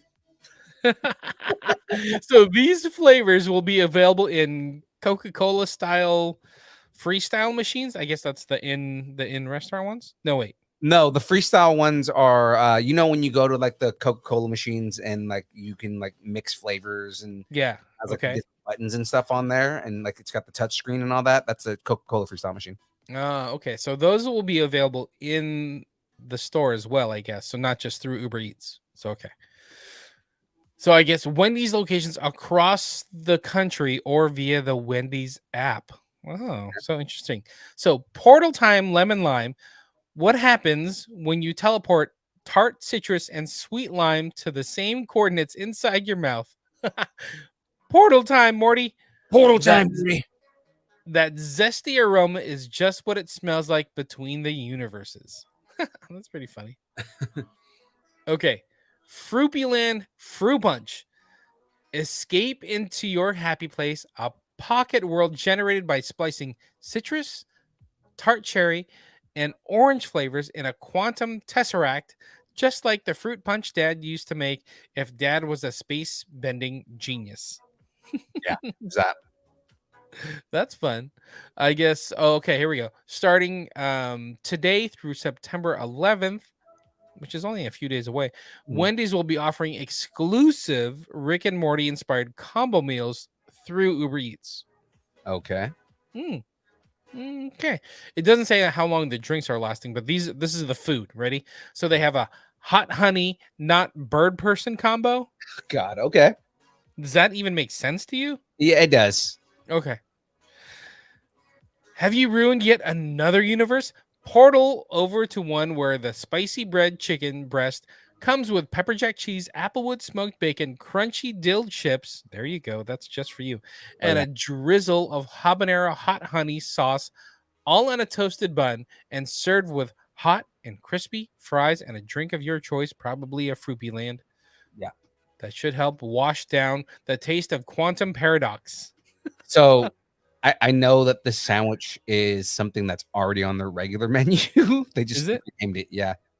It's just like a hot chicken sandwich, right? It's the hot honey chicken sandwich. That's all it Oh, is. okay. It's All something right. All right. you can already get on the menu. So it's not a stretch. Okay, good. This one's interesting. So a riggedy riggedy wrecked combo. Riggedy riggedy wrecked. Put the drama on hold for an episode while you go riggedy riggedy wreck.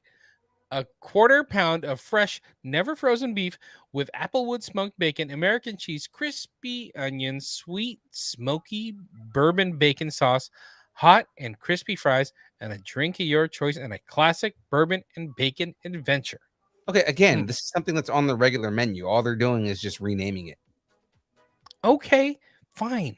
It's the Don't take it's the bourbon bacon like it's the bourbon bacon burger. don't take the magic out of it. This is supposed to be No. fun. I was expecting that they were gonna do something that was like very like Rick and Morty, Don't be so fruity. and You know? all they're doing is just renaming it. You know, we need to portal back in time and get This excited squanch, for this. this squanch is squanchy. That's Yeah, you're being fruity. no, this So- is squanchy. This squanch. You know, squanch this. Squanch it.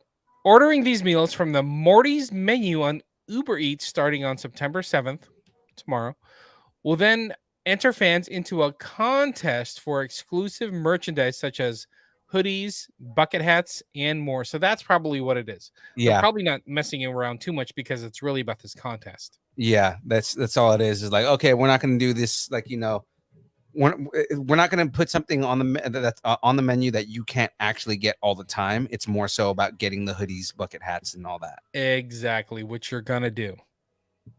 You're going to do this. Right? Yes. Phil, talking to you. Maybe. You should definitely do this. Okay, Rick and Morty season 6 new episodes are available now. I saw so many articles about the Rick and Morty like premiere because it just happened, right? Yeah. Like so many articles were talking about it. And I'm like, Jesus Christ. There's like I literally like looking at articles today, I probably saw seven different Rick and Morty articles. So much is coming out of that. So season 6 available now, airing on Sundays on Adult Swim, 8 p.m. Pacific, 11 Eastern time. Is it also available on like On the Adult Swim app. but like is it like on HBO Max or anything like that too? It's on HBO Max after it airs. Like the next day?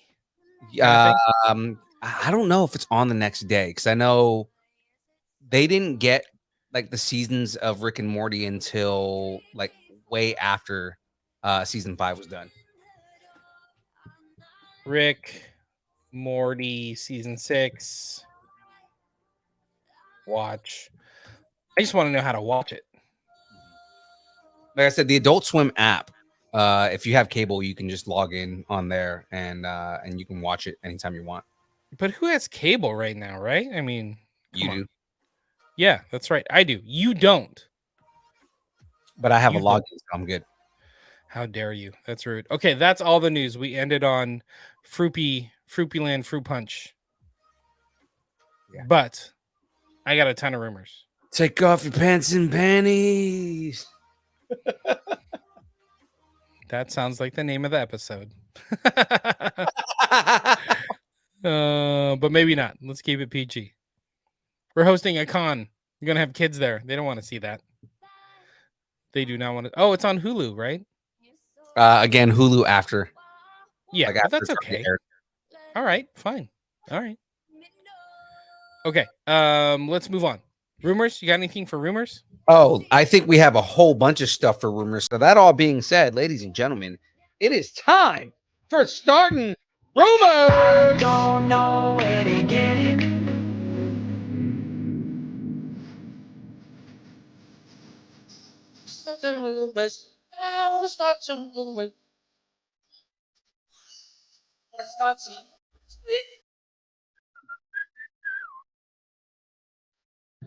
All right, we got some rumors based on news, kind of news we had last week. So apparently producer Dan Lin, we talked about him last week.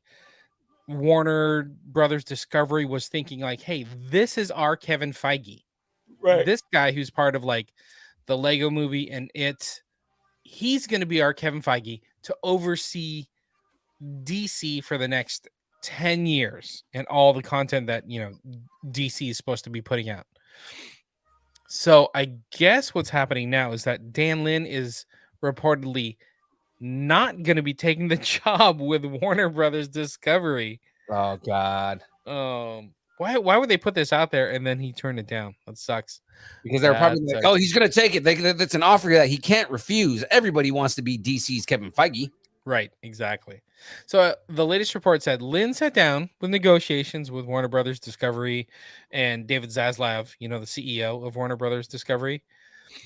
Lynn wanted to stay at Rideback, his own movie and TV company, production company. I guess that was a factor that kind of killed the deal. So they wanted him full time, and he's like, I still have my little baby. I don't want to leave my little baby. Exactly. He's like, I still want to make my own films. I still want to do my own thing. Like, you guys need to take my entire production company, or it's a no go. And I guess they even tried to work it out where like Warner Brothers Discovery would take like a equity stake in Rideback, but I guess it just didn't quite work out. And Dan Lin said, "Okay, I'm done, walking away. I care more about Rideback than I do about getting yelled at about every DC movie that's gonna, come out in the next 10 years." I don't want to get blamed for a decade of DC Warner Brothers mistakes. Like all kinds of people before me did. Exactly. Like, what is his name? Hamada? Oh God, Walter Hamada took all the flack, but then also Zack Snyder. Exactly. Yeah, that's true. Yeah. And don't forget they brought in Joss Whedon too. I mean, they had so many people just ready for this. You know what they should do? You know what they should do? They should go get the Russos. Like, hey, Russos. Oh my God. If the Russos left Marvel to go do DC movies, yeah, I think Marvel would shit themselves, dude. Right? Like the Russos need to be like, give us Secret Wars, or we're gonna go, write the new Green Lantern movie. You know what I mean? So we'll see. Anyway, so what do you think? Tacos on the table. Infinite Earth. Do you think Dan Lin's walking away? Tacos on the table. I think he's gonna walk away. If they're not giving him what he's asking for, I don't see him sticking around. And if the news is out there like this already, he's not gonna go to Warner Discovery. Ooh, Cam put a really good suggestion out there. What if the Duffer Brothers? That would be interesting, but I mean, I wonder how much hardcore nerds, dude. Those dudes understand this stuff. Yeah, I wonder how much creative freedom they get, doing their projects, versus it'll be interesting because we haven't seen anything that David Zaslav has been in control of yet. Like, everything is still like left over from Walter Hamada. So I mean, like, it's going to be interesting to see what Zaslav does when he puts somebody in charge. Like, is he going to give them creative freedom, or is it going to be still what Warner Brothers has been doing, where they stick their hands in the cookie jar and they're like, well, we like this idea, but this is not going to make money, so we want to do this and just ruin everything.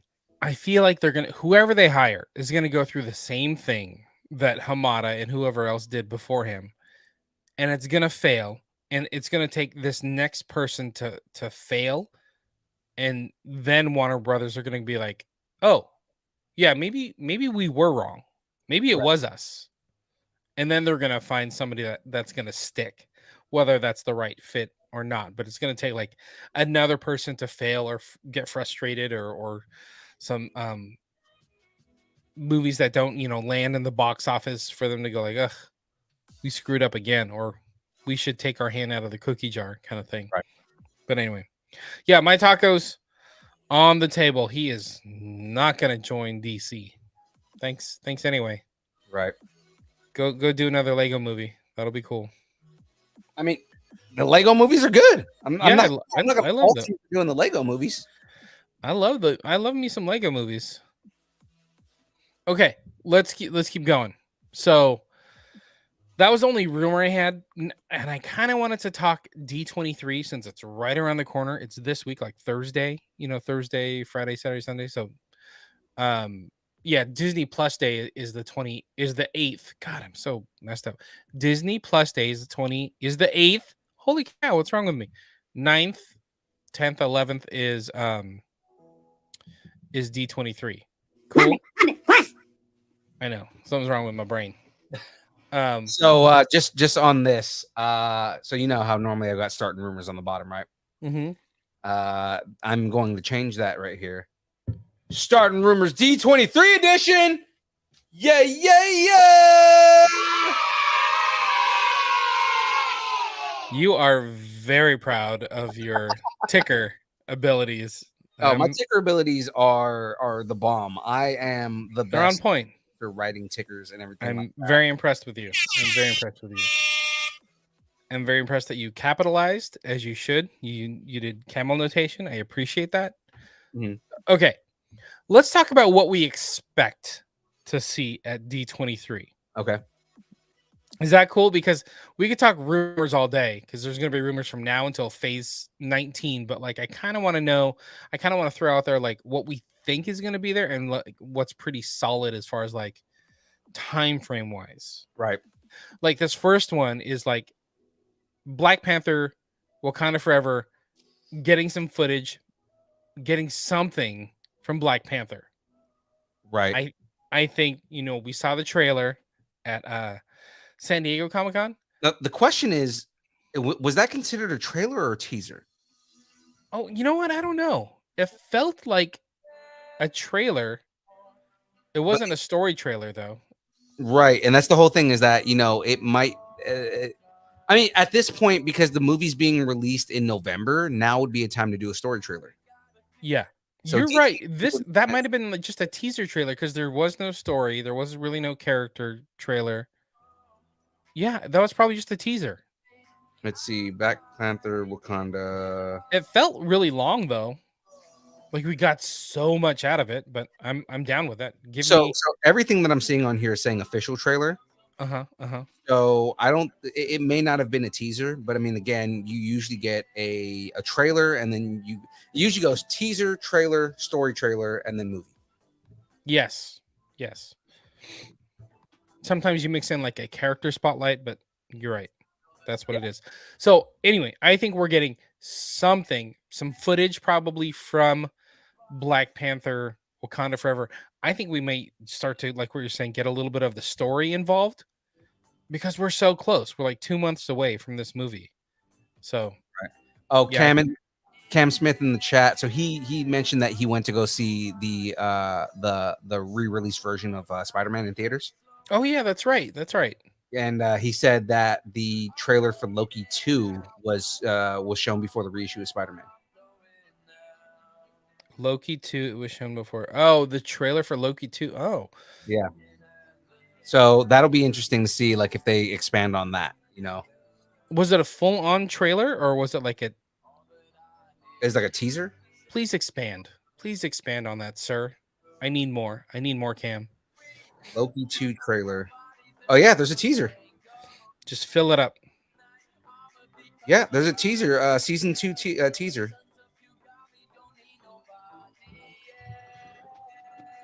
Interesting. Season 2 trailer. Is this official?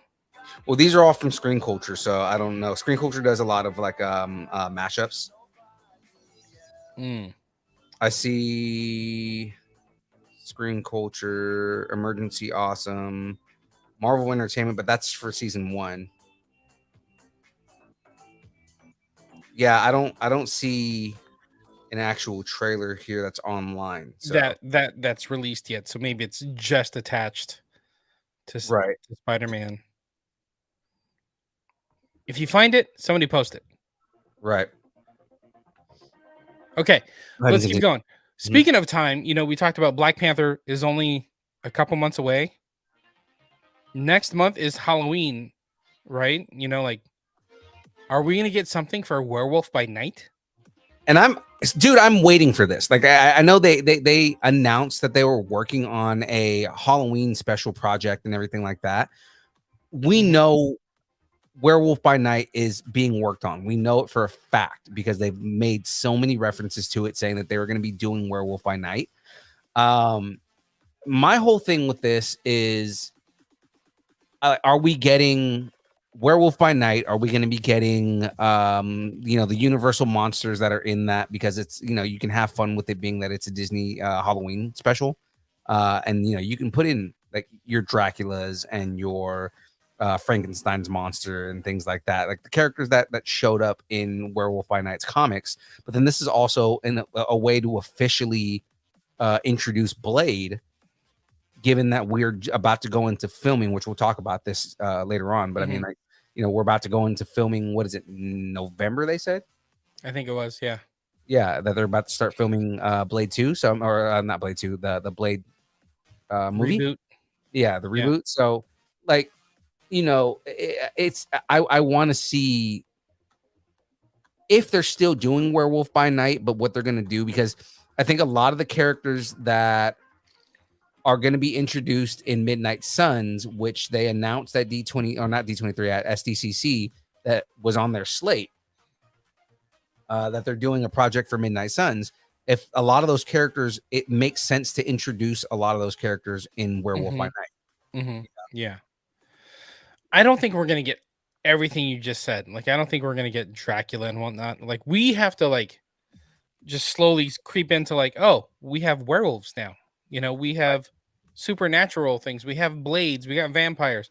Like, we have to get into that, but it can't just be thrown everything at us at once. But they have to start promoting Werewolf by Night. Like, it's coming.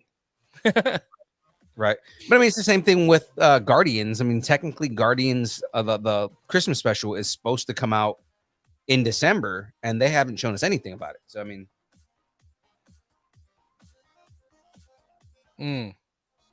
Oh, clarification. Sorry.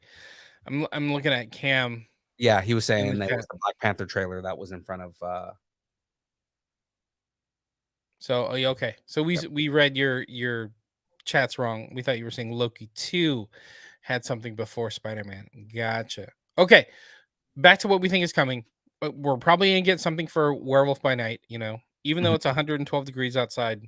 Let's talk Halloween and werewolves. It's great. I also think we're going to get some confirmations on director stuff.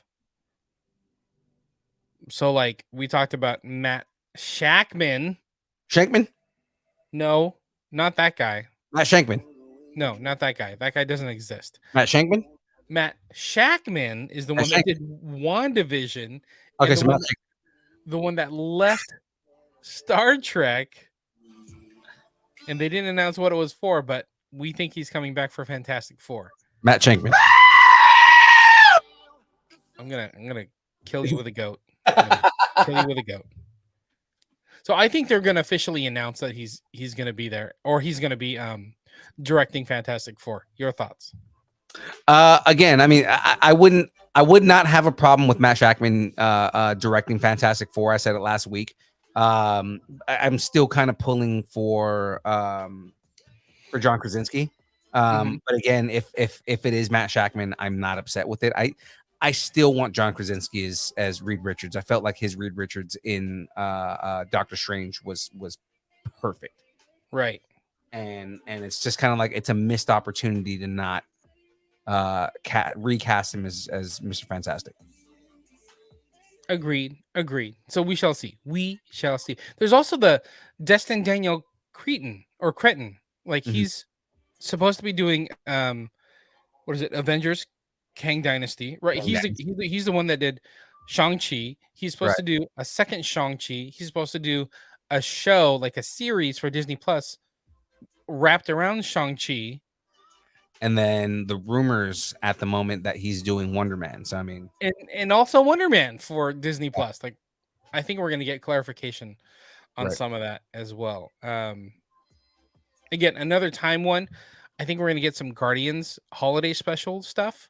We're kind of in fall. We're supposed to be in fall, so I think they're gonna ramp into that, ramp into Werewolf by Night. Right. And that's what I was mentioning is that, we know Guardians has been filmed already because they're Uh-huh. already editing Guardians 3 and they filmed the holiday special at the same time. Mm-hmm. Um Mm-hmm.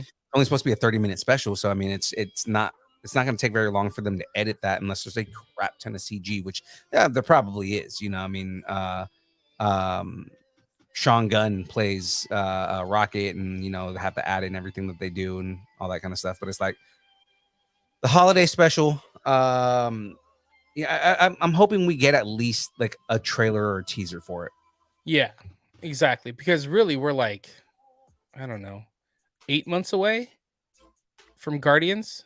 from Guardians, but the holiday special is supposed to be in December, so we're only Right. like 3-4 months away from that. That's what I'm saying. But there's marketing pushes involved, and it's like we got to figure out like what's going to start happening. So, Right. I agree. So that's what I think is like more than likely we're going to touch on during D23 for Marvel. Now, potential stuff. This is where we blow the multiverse open because do we think we're going to get some Deadpool 3 stuff? Oh, we better. That would be huge. Oh, there better be some Ryan Reynolds there and talking about Wade and the beautifulness of Deadpool bringing the X-Men universe into the fold. What's funny is I saw a meme earlier today about the easiest way to get the X-Men universe folded in is literally you just open a scene with Deadpool on a computer, right? Mm-hmm. Just clicking and dragging at, like X-Men files from Fox over to Disney. Right. And that's how you get like the X-Men in the MCU is he's just like, all right, I'm just gonna move this over here. And Just dumping files. okay, there we go. And now officially the X-Men are in the MCU. So I am now a Disney princess. What's funny is that like Deadpool 3 feels like it's on the fast track to get done, but we don't know anything. We haven't heard anything about production schedule, but like Feige says he's gonna bring Deadpool into the MCU the way As it is. is. Right. Ryan Reynolds wants to be part. Sean Levy, who he directed it and wrote it, right? Right. Like he wants back in. Like everything's right there for Deadpool 3. It's we should be getting something. And a lot of pushing people that. he's been showing it that he's been training for Deadpool 3. So like Yeah, Ryan's already pretty ripped when he's just like walking around weight, but like he's been like posting videos of him training, and it's like, and he's saying I'm training for Deadpool. So I mean, why would you be training and getting your body ready to play Deadpool if you didn't already have a shooting schedule for it? exactly. So I'm sure they have principal photography schedule already set up. They just haven't announced anything. Mm-hmm. I agree. I think we're getting some Deadpool. Now, this next one I think we're going to get too, but it's a little bit of a reach. But I think they're going to start talking about Thunderbolts. Yeah, and I mean, there's not much you have to do with the cast on that. It's more Yeah. just bringing everything together because we know Yelena Belova is going to be there. We know Valentina is going to be there. We know Baron Zemo, U.S. agent. We have a couple of characters that could be brought into the fold and everything like that. I mean, Abomination. The rumors that everything from, I mean, now that we officially have Daredevil and Kingpin, just the rumors that every character from the Marvel Netflix show is brought in, which means that we can have the Punisher, and he was a part of Thunderbolts and things like that. Like there's a lot of characters that we can bring in. You know what I mean? Right. Like Florence Pugh is kind of the hottest one out of all those actors that they could bring in. Like as far as like Literally and figuratively. Yeah, exactly. As far as like, she's in a bunch of new Hollywood things, but like, yeah, clear the path. Let's make this happen. Let's get this Thunderbolts series or something going. Right. And I think that would feel fresh and different from what we know of the MCU. So I'm kind of looking forward to Thunderbolts. And that's supposed to be ending phase 4, right? Yeah. Right. So we'll see. We'll see. So we kind of touched on it, but do you think we're getting some? We're gonna get some Blade rumors, some maybe a backstory like we're talking about with Black Panther. Like, are we gonna get some Blade stories? So I don't. Looking at Kevin Feige's track record, I don't think he's gonna do a backstory for Blade. I think he is going to Mm, just kind of bring Blade into the fold. just run with it. Yeah. Yeah, and he might just kind of like talk about like the underworld and kind of like, the existence of vampires and what their role has played in things and whatnot. But I don't think they're gonna go and retell the story because you do have the late 90s movies that you can kind of go off of, right? Not like kids are gonna go watch those, but for the most part, it's like we're not gonna retell a story Yeah. that people already know. There's a lore set that's enough to build from. Right. So I mean, it's just like Spider-Man. There was 2 Spider-Man movies. He didn't want to retell the story. I think he's going to do the same thing with Blade. Especially because the way that they've been kind of dropping the character, like I don't think he's going to do a background story. Yeah. You know what's funny about like the whole Spider-Man Peter Parker? Mhm. Nobody cared about his backstory. They were just like, yeah, let's just roll with it. You know? Yeah. But I mean, that's the Um, majority of these characters they're yeah. bringing in. I mean, look at Mr. Fantastic. He came in, everybody knew automatically who it was, and he didn't have to explain that he was Reed Richards. Mm-hmm. Mm-hmm. Yeah, I dug that. So, I mean, Blade's like 14 months away Yeah. right now. So we should be getting some stuff soon.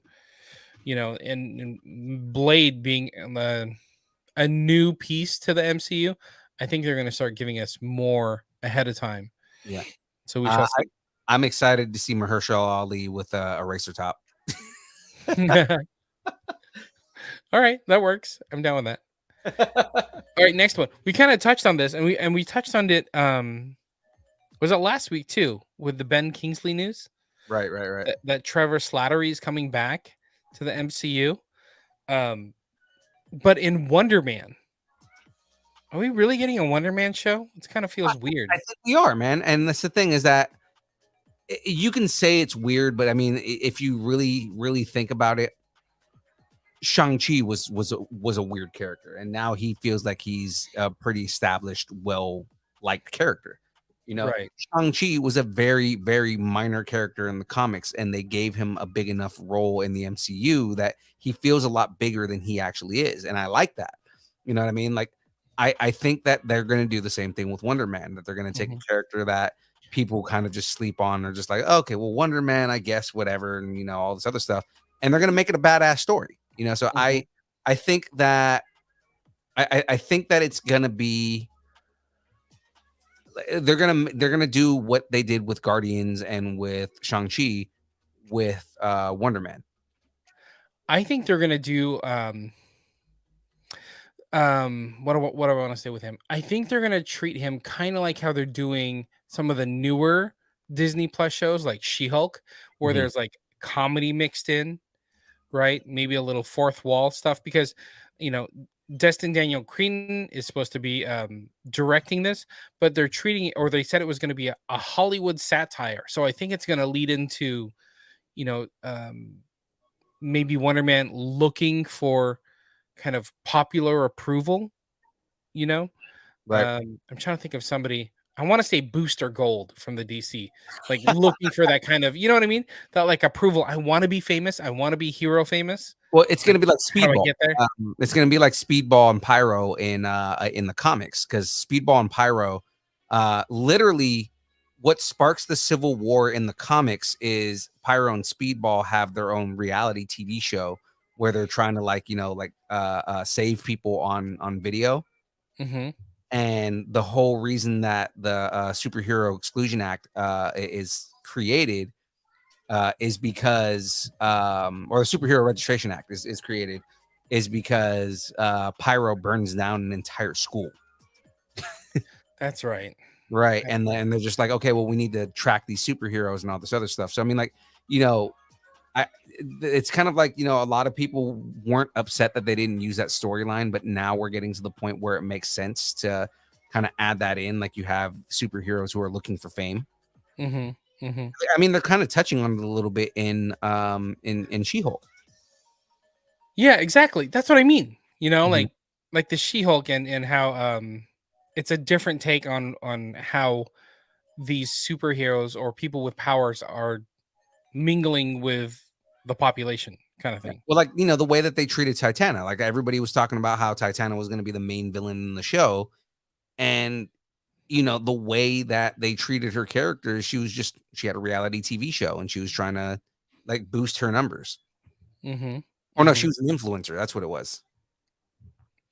Cam chimed in and said Funko has already released Guardians of the Galaxy holiday special Funko Pops or Is it Funko Groot with a Santa hat on probably. By the or way, they just Rocket? speaking of Funko, I think today they just released a new or announced a new Nick Fury from Secret Invasion Ooh, Funko Pop. it's gonna look dope. He has like a beanie on, but he does not have a patch on. So you just get like his scars and his white eye. That's So that's what a lot of people have been saying, that he's not going to be wearing a patch in the entire series. yeah, that'll be interesting. And that'll be interesting. So okay, back to Wonder Man. I think the other thing we're gonna get from this, I think we're gonna get the stuff from San Diego Comic-Con that was exclusive to con goers. I think they're gonna release it now. So that would be like footage from Guardians of the Galaxy 3, Mhm, um, Ant-Man and the Wasp with Kang the Conqueror, mhm. maybe something on Secret Invasion, speaking of Nick Fury. Right, I think we're gonna get that stuff here at a Disney event versus right, going public at San Diego Comic-Con. right, and that's going to be stuff that, like, once they go public at the show, then we'll start seeing it on like online and everything. Exactly. So I'm excited. I'm excited for that. I'm getting super excited. Um, the other ones, I mean, we can just rush through real quick. We're probably going to get some more info on the Marvels, which has a lot more weight after Miss Marvel series. Yeah, absolutely does. So I'm down with that. So we'll probably get something on the Marvels and maybe even a little bit more about what happened at the end of Miss Marvel. So Yeah, I that'll mean, be kind of I cool. like the idea of having the 3 Captain Marvels from the comic books, even though they're not all Captain Marvel at this point. But I mean, like, you have the 3 different Captain Marvels from the comic books all in one movie, and you call it the Marvels. And I think that they took the idea of having 3 Captain Americas in one movie and running with that. Mm-hmm. Because they had 3 different Captain Americas in one movie, and then you have 2 of them they didn't really fight over the mantle of it, but in their own TV show, they were just kind of like, oh, well, who's going to take, Steve's mantle? Mm-hmm. And Mm-hmm. ultimately it ends up being the current Captain America, Sam Wilson. Exactly. I'm excited for this stuff. So the other one, actually, speaking of Cam actually posted this in the Distant Surrington Post. The rumor is that Scarlet Witch is going to be getting her own movie. Oh man, again, I knew she didn't die. I knew right off the bat, because number one, she's too powerful of a character. She also has too much weight within the comic book universe to kill her off in any movie. Yeah. You know what I mean? Like, you're not going to kill off Wanda Maximoff, and I mean, especially before she gets a chance to realize that her actual father is Magneto, especially when you have Magneto in that universe now. Yeah. That'll be interesting. I was just thinking there may be something with her, sort of like how, like you can't kill the Hulk, like something takes over and there's like, initial like fight or flight thing where like, the Hulk takes over, Mhm. just in case there's like a threat of death type situation. Well, I mean, kind of like how the Phoenix takes over, right? Like, Yeah. that's the whole thing, is she kind of does have that in being the Scarlet Witch, like her magic will protect her. A building falling on top of her on Mount Wundagore is not going to kill Scarlet Witch. I'm sorry. Exactly. If everybody thinks that she's dead, but it's like, she's not dead. And the whole thing is, you still have Agatha and the Coven of Chaos coming. You still have, we still don't know what happened with Vision. I mean, like, there's so many just kind of Open plot open holes storyline, or right? storylines. There's Yeah, open storylines that she is involved in, and more storylines to come that I know Feige's going to want to play with. exactly. I You know what I totally mean? agree. Yeah. So I mean, like Wanda's not dead, and the rumors that she's going to get her own movie makes a lot of sense. And The did she thought, sign on for Disney for like 5 more years? Not necessarily all Marvel, but I think she signed a contract with Disney for like 5 and years. she loves the role. Like she Yeah, loves being Wanda Maximoff. She's not gonna. They're not gonna kill off that character again, where you have somebody who can potentially be a hero and a villain given the storyline. Just how they did in this movie in Doctor Strange. They made her a villain, and it's hmm like you can do that with Scarlet Witch, and then you make her a hero in the next movie, and it's like, it's almost like Loki, where like, you can be an ambiguous character. I don't. Do you think we're gonna get a movie or a series? I No, kind of would like rather see a series. I think what they're doing is, if there is a long story to tell, they'll do a series. If there's something Uh-huh. where they have like a major event, then they're going to do a movie. So I Yeah. think this is going to be like more of like a culminating event. I think there's going to be a couple of different things that are gonna happen, hmm that culminate in a in a Scarlet Witch movie. Yeah. Yeah. It's probably gonna be a movie. Okay, you touched on it, but there's some other long shots. Like, are we gonna get anything on Ironheart, Agatha, Coven of Chaos, Mhm. Daredevil? Are we gonna get any information on those? Echo, the show that's spitting out of Hawkeye. We can get all that, but all that's kind of rumor mill stuff still. Well, which Echo's already been filming, so I mean, like, it makes sense Exactly. for them to do something on Echo, and I know Secret Invasion. Like, are we gonna get anything on Secret Invasion? because they have already finished Principal on that, haven't they? I don't remember. Like Cam was saying that we might get a trailer for Secret Invasion Yeah, so I mean, at D23. So I'm all for it. yeah, like I said, I mean, I think they may have already they've already finished Principal on that, so I mean, it would make sense for them to put like teasers out or stuff like that. I mean, again, Funko's putting out pops of characters from Secret Invasion, to the point where what I've noticed is they're not MCU versions of the character, but I've noticed they've been putting out a lot of Super Scroll stuff lately. I just saw an article about or something about a Super Scroll. Yeah, like the Fantastic Four one where it has all the. Yeah, like Funko put out a Fantastic Four Super Scroll, and then I've been seeing like more. It seems like they're putting the idea of Super Scroll out there for people to be like, this character exists. So Maybe. that way, when you see Super Scroll and Secret Invasion, the hype is there. You know what I mean? Like, or like when you see the trailer and you see, a super powered being, and then it turns into a scroll. Like, oh my god, that's gonna be so dope. Like, Right. I Right. think they're starting to plant the seeds of the Super Scroll character. So then now that they have the rights to the Super Scroll character, so that way we can see him in Secret Invasion, and it'll be freaking glorious. I know. Feige's gonna swerve us like all this Marvel, not Marvel, but mutant talk, right? And X-Men talk. That's another one. Like, are we gonna get anything on the mutants?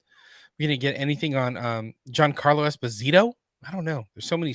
I know they have said that Giancarlo Esposito is going to be at D23, and that he's talking about his Marvel relationship, which I would assume that means he's signed a contract at this point. So Exactly. going to go and talk, then he's going to say, I'm going to be this character, right? The two potentials, again, a lot of people saying Doctor Doom. I personally think that they've already cast Doctor Doom, and he's already going to be in Wakanda forever. Mhm. Or maybe he did get the role as Professor X, and I think that would be a cool take on Professor X. Like you get kind of like that villainous side. Which is kind of what he was saying that he wants to do. Like he wants to do a take on Professor X where he's not necessarily a bad guy, but he's not a good guy either. Mhm. Cam's on board with your scroll talk. He's Yeah, going deep down the rabbit hole. yeah, dude. Again, like Toby and Andrew, and you find out that they're scrolls. Like that would be dope. That would break my heart. Are you kidding me? But then, I mean, it gives you it gives you a reason to, like, kind of like doubt or feel like like something's going on, or maybe they announce a partnership with Sony and Andrew Garfield is getting another Spider-Man movie. Maybe. Oh, maybe. Yeah. Maybe. Okay. We can go down so many rabbit holes. Oh, yeah. But until then, until you go down a rabbit hole, you might get dirty. And if you get dirty, you might need a new hat because we got merch, people. We got merch, people. Come get a hat, $35, baller black, galaxy gray. If you want both hats, or like multiple hats, they're $30 each. We'll ship it to you. Just DM us on Instagram. Let us know that you're looking for hats and what color. Same thing with shirts. If you're looking for a distance nerding shirt, like Young Phil is wearing a distance nerding shirt. Now we discontinued this one. This is the one that's got the. I know, but you're wearing one. Yeah, I know. It's pretty much the same one. Yeah. I'm excited to see what the new ones that he's coming out with, especially with all the new ideas that Joe has had. Guys, just be on the lookout for awesome new merch that may be coming out.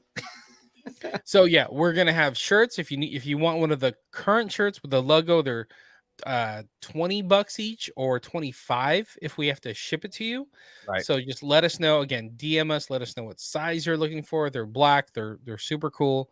You're right, we may have more shirts and more designs coming in the near future.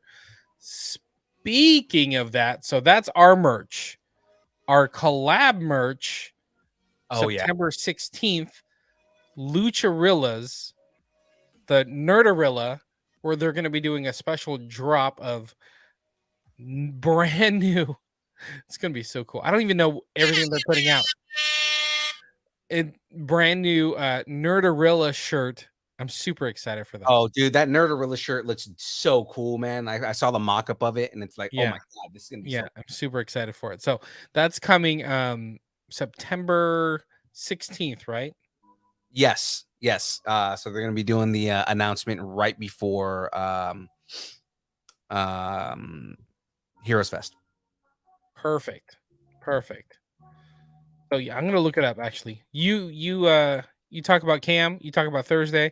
Yeah. So actually, guys, on Twitch, on YouTube, on Facebook, guys, come out and hang out with me, Young Phil, as I build Lego, and we just hang out with nerdy friends and celebrities and all kinds of just interesting people, cosplay artists and local artists and things like that, like Lucharillas, right? Before I even talk about this Thursday, guys, our entire streaming schedule has changed. So now, if you're watching us right now, right, the download has moved from Wednesdays to Thursdays to now Tuesdays.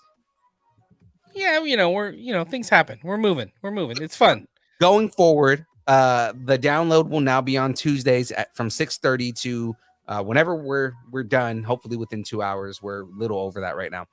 And then of course the build has moved to Thursdays, and this Thursday,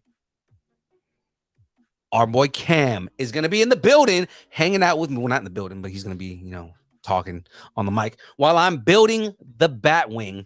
And he's going to be debuting his Eddie Munson cosplay that he's been talking about since the end of Stranger Things. I am excited to see what this Eddie Munson cosplay looks like, man. It's like we're used to seeing him doing his Twitch or Stitch cosplay. So it's gonna be cool to see him doing the Eddie Munson, what the Eddie Munson looks like and all that. I'm excited to see that. Plus he did say that he's got some Funko news that he wants to talk about on Thursday too. Sweet. So this Thursday, you and Cam are gonna be doing the build. What time? From 6 to 8 on Thursdays. Perfect. So guys, download on Tuesdays from 6:30 to 8:30. The build on Thursdays from 6 to 8. And now we got a new show every Monday from 12 to 4, 4-hour show. Come play video games with Phil. Hey, look at that. Phil plays games, and the game that I'm playing right now Cyberpunk 2077. You guys heard me talk about it earlier. Now that I'm going to be doing a dedicated thing on Mondays, I'm pretty much just going to be playing it through until I finish the game. And then we'll figure out what game to play from there. If anything, if all else, if I can't fall back on anything else, I mean, I've got Destiny 2, I've got Call of Duty, all that kind of stuff. But let's play some games with some stories and some substance. Let's go through and play these games, and we can basically do an AMA while I'm playing and ask me anything. So you can ask me any question you want. We can do some karaoke, some Mickey karaoke. So I'll sing any song you want as Mickey Mouse. All you have to do is do a like, share, subscribe, whatever it is on there. Just, hook it up. But that's going to be exclusively on Twitch. That's awesome. Let me jump back real quick. Can you see my screen? So cool. Yes. Sweet. Yeah, super excited. Hopefully you guys can see the screen.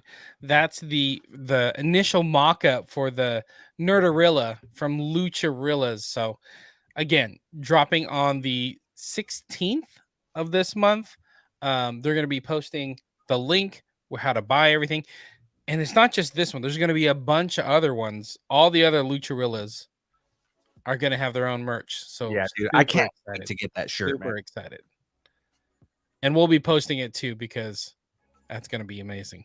Exactly. I'm so excited for this. It's just so different. So different. I love it. Anyways. I'm super excited about it, man. And I mean, everything that Lucharillas has been doing is great. I love the work that they do. I love the artwork and everything like that. It is awesome. Guys, if you're not already supporting Lucharillas, all you got to do is go find Lucharillas at Lucharillas on Instagram and follow. That's all you got to do, guys. Just follow them and share with your friends. There it be. Actually, for all of our wrestling fans out there, they are giving away a signed Lucharillas shirt signed by Mickey James herself. Once they hit a certain follower amount, I don't remember how much it was. I got to pull it up. But once they hit their follower count, they're going to be giving away a signed Mickey James Lucharillas shirt. Yeah, let me see. I got it right here. 200 followers to get this giveaway rolling. Tag a Mickey James fan. I think it's cool. I just put it up on the screen.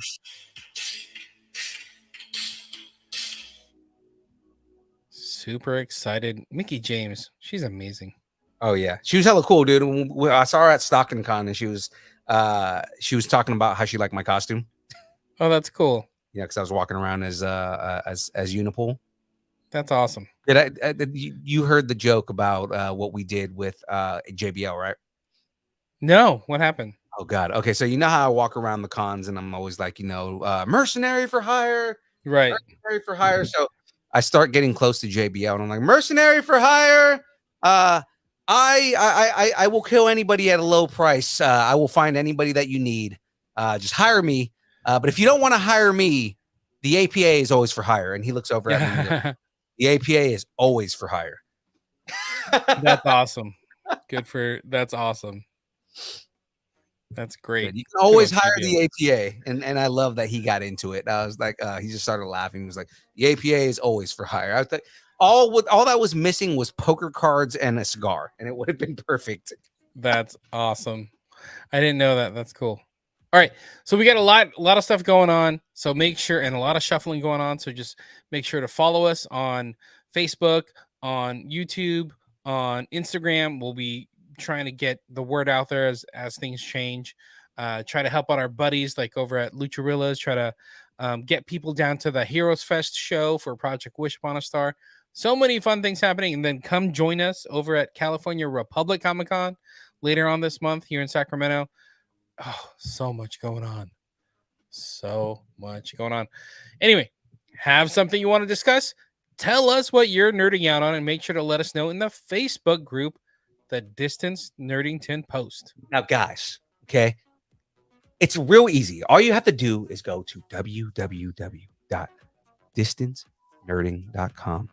And you can buy us a taco. Join the taco party. Be awesome, like Julie, like Double A. We haven't seen in a while, but we still love Double A. We're gonna see him on the 17th.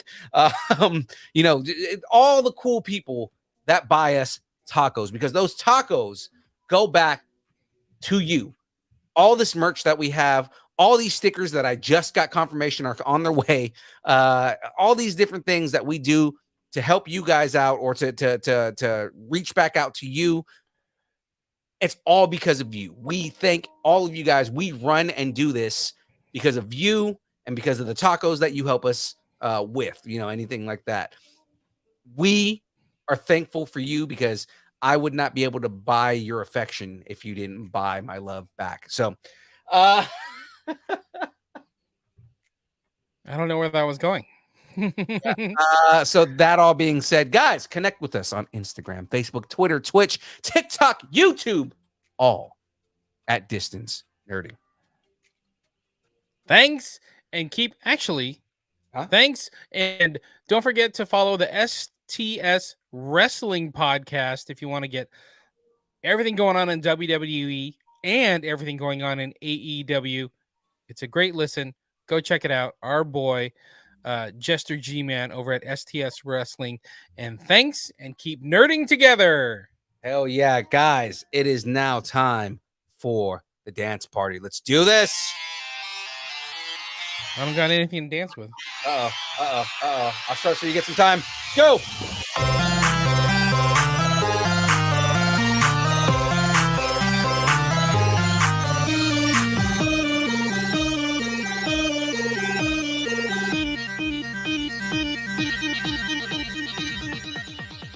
Deadpool.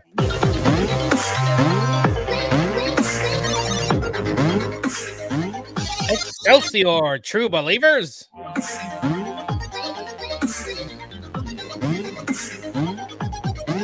Shout out to Darren Chibi.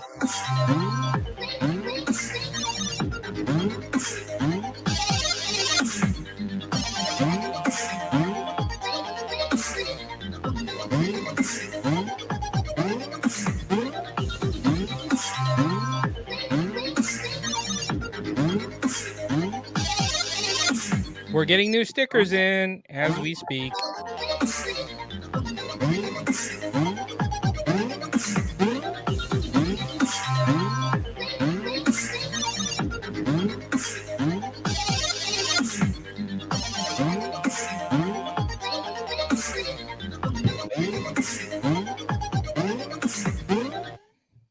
See everybody next week.